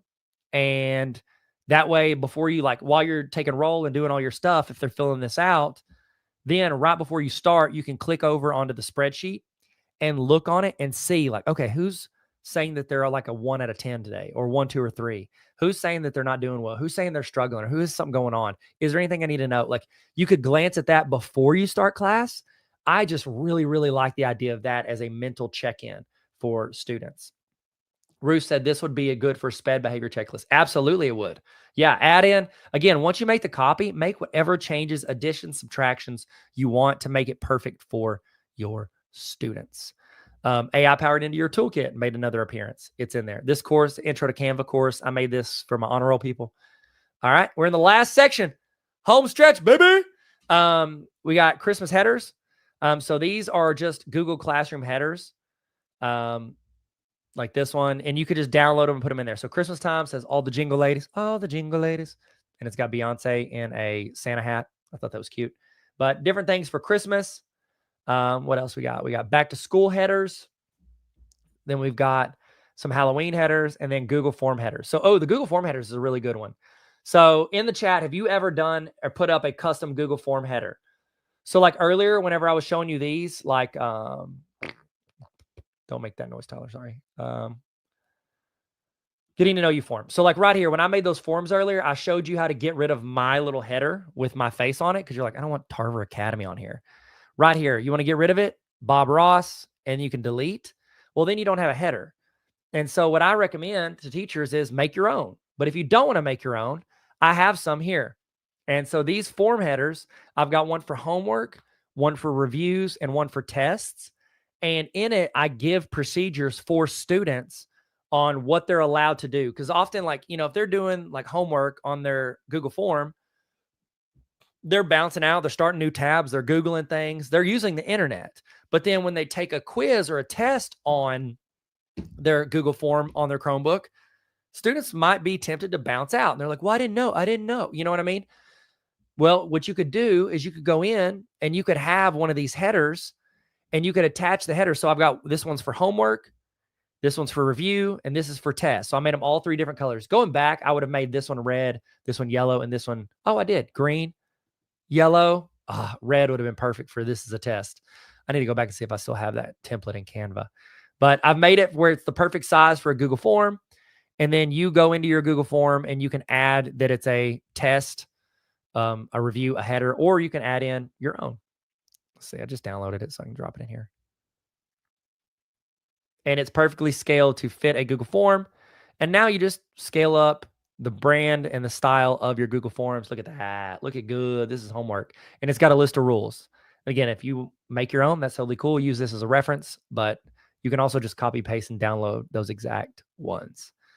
Well, that's it, guys. We did it. We did all of the resources. Remember, again, if you want any of these resources at any time, it's at tarveracademy.com/resources. And just put an email address in. And when you put your email in, boom. Don't leave yet. Don't check out yet. I'm going to give you guys the exit ticket here in a second. I want to show you one more thing. Because I did mention it, I do like to show it just at the end. This is totally optional. All these resources are free. Everything in blue is free. I say all of them are free. The red ones aren't. Everything in blue is free, which is 99% of these. Okay. 98, 99, you know how percents work. All those are free. Okay. The one that I keep mentioning, and I'm going to show it and do a little quick plug. So feel free to go get your coffee refilled right now. But this is I'm going to give you a quick look at what the honor roll is. If you are interested in joining, I think it's like $3 to join, or forward it to your principal and just have them use the school. What are they going to use the school budget on? Donuts? Nobody wants that. Like we want coffee, but also we want honor roll access, which gives you all the trainings, all the courses, everything I've got, everything I have is in the honor roll. So if you want to join or you want your school to sign up, tarveracademy.com/honor roll. It's a lot cheaper for teachers, but then the school can sign up every teacher if they want to. So this is what it looks like real quick. I'm going to show you that. So tarveracademy.com. Once you're in the honor roll, it looks a little different at the top. You get this little drop down. And so like you get access to like this quick navigation. So like you can't get to this unless you're in the honor roll. So you get access to these courses that I've got, ChatGPT for teachers, a ChatGPT for students, level 1 prep course, digital citizenship. Well, actually everybody gets that one. So don't worry about that. These are all the walkthroughs. These are resources you get these, but also I have breakdowns and walkthroughs of a bunch of them. That's just for honor roll people. And then I've got access to these. This is the big thing the honor roll has. These are all PDs. So if you ever need to knock out your PD, you're like, oh, I need 6 hours of PD. Instead of paying like $200 to go to some whatever, you could just join and get access for an entire year and watch literally the Baller Teacher Conference, blended online hybrid best practices, Autocrat. I talked about that. There's a 3-hour training there. Canva workshops. All this stuff is in here. It's literally, you can knock out all your summer PD. And it's like this live stream, but it's pre-recorded. So you can knock them all out. Or if you wanted your students to be able to have access, you could do that there. And then also I give access, I gave you access to a couple of my presentations, the Google one, Google Resources one, and then the, what's the other one? The other one, what was it? Resource Roundup. But this actually gives you access to all of my presentations. So these are all the presentations that I've done over the past few years. So you can access all of them and you can make a copy, take my name off, and now you have a template for a presentation. So if anybody at your school does a lot of presentations, that might be worth it to share that with them. So that's the honor roll. And then also the main thing is you get access to, where is it? Where'd I just go? Where'd I go? You get access to all the courses, and that's the big thing. These courses I kind of love them. It's kind of what I'm leaning into now. So like my intro to Canva course, it's different than the 3-hour training. You just like start the course and it tracks your progress. There's shorter videos. It's bite-sized stuff to where I'm walking you through it. And then I've got curriculum built in with it. So if you're interested, that's the honor roll. Feel free to join. Also, you guys, a lot of you guys got this because you're with Dawson.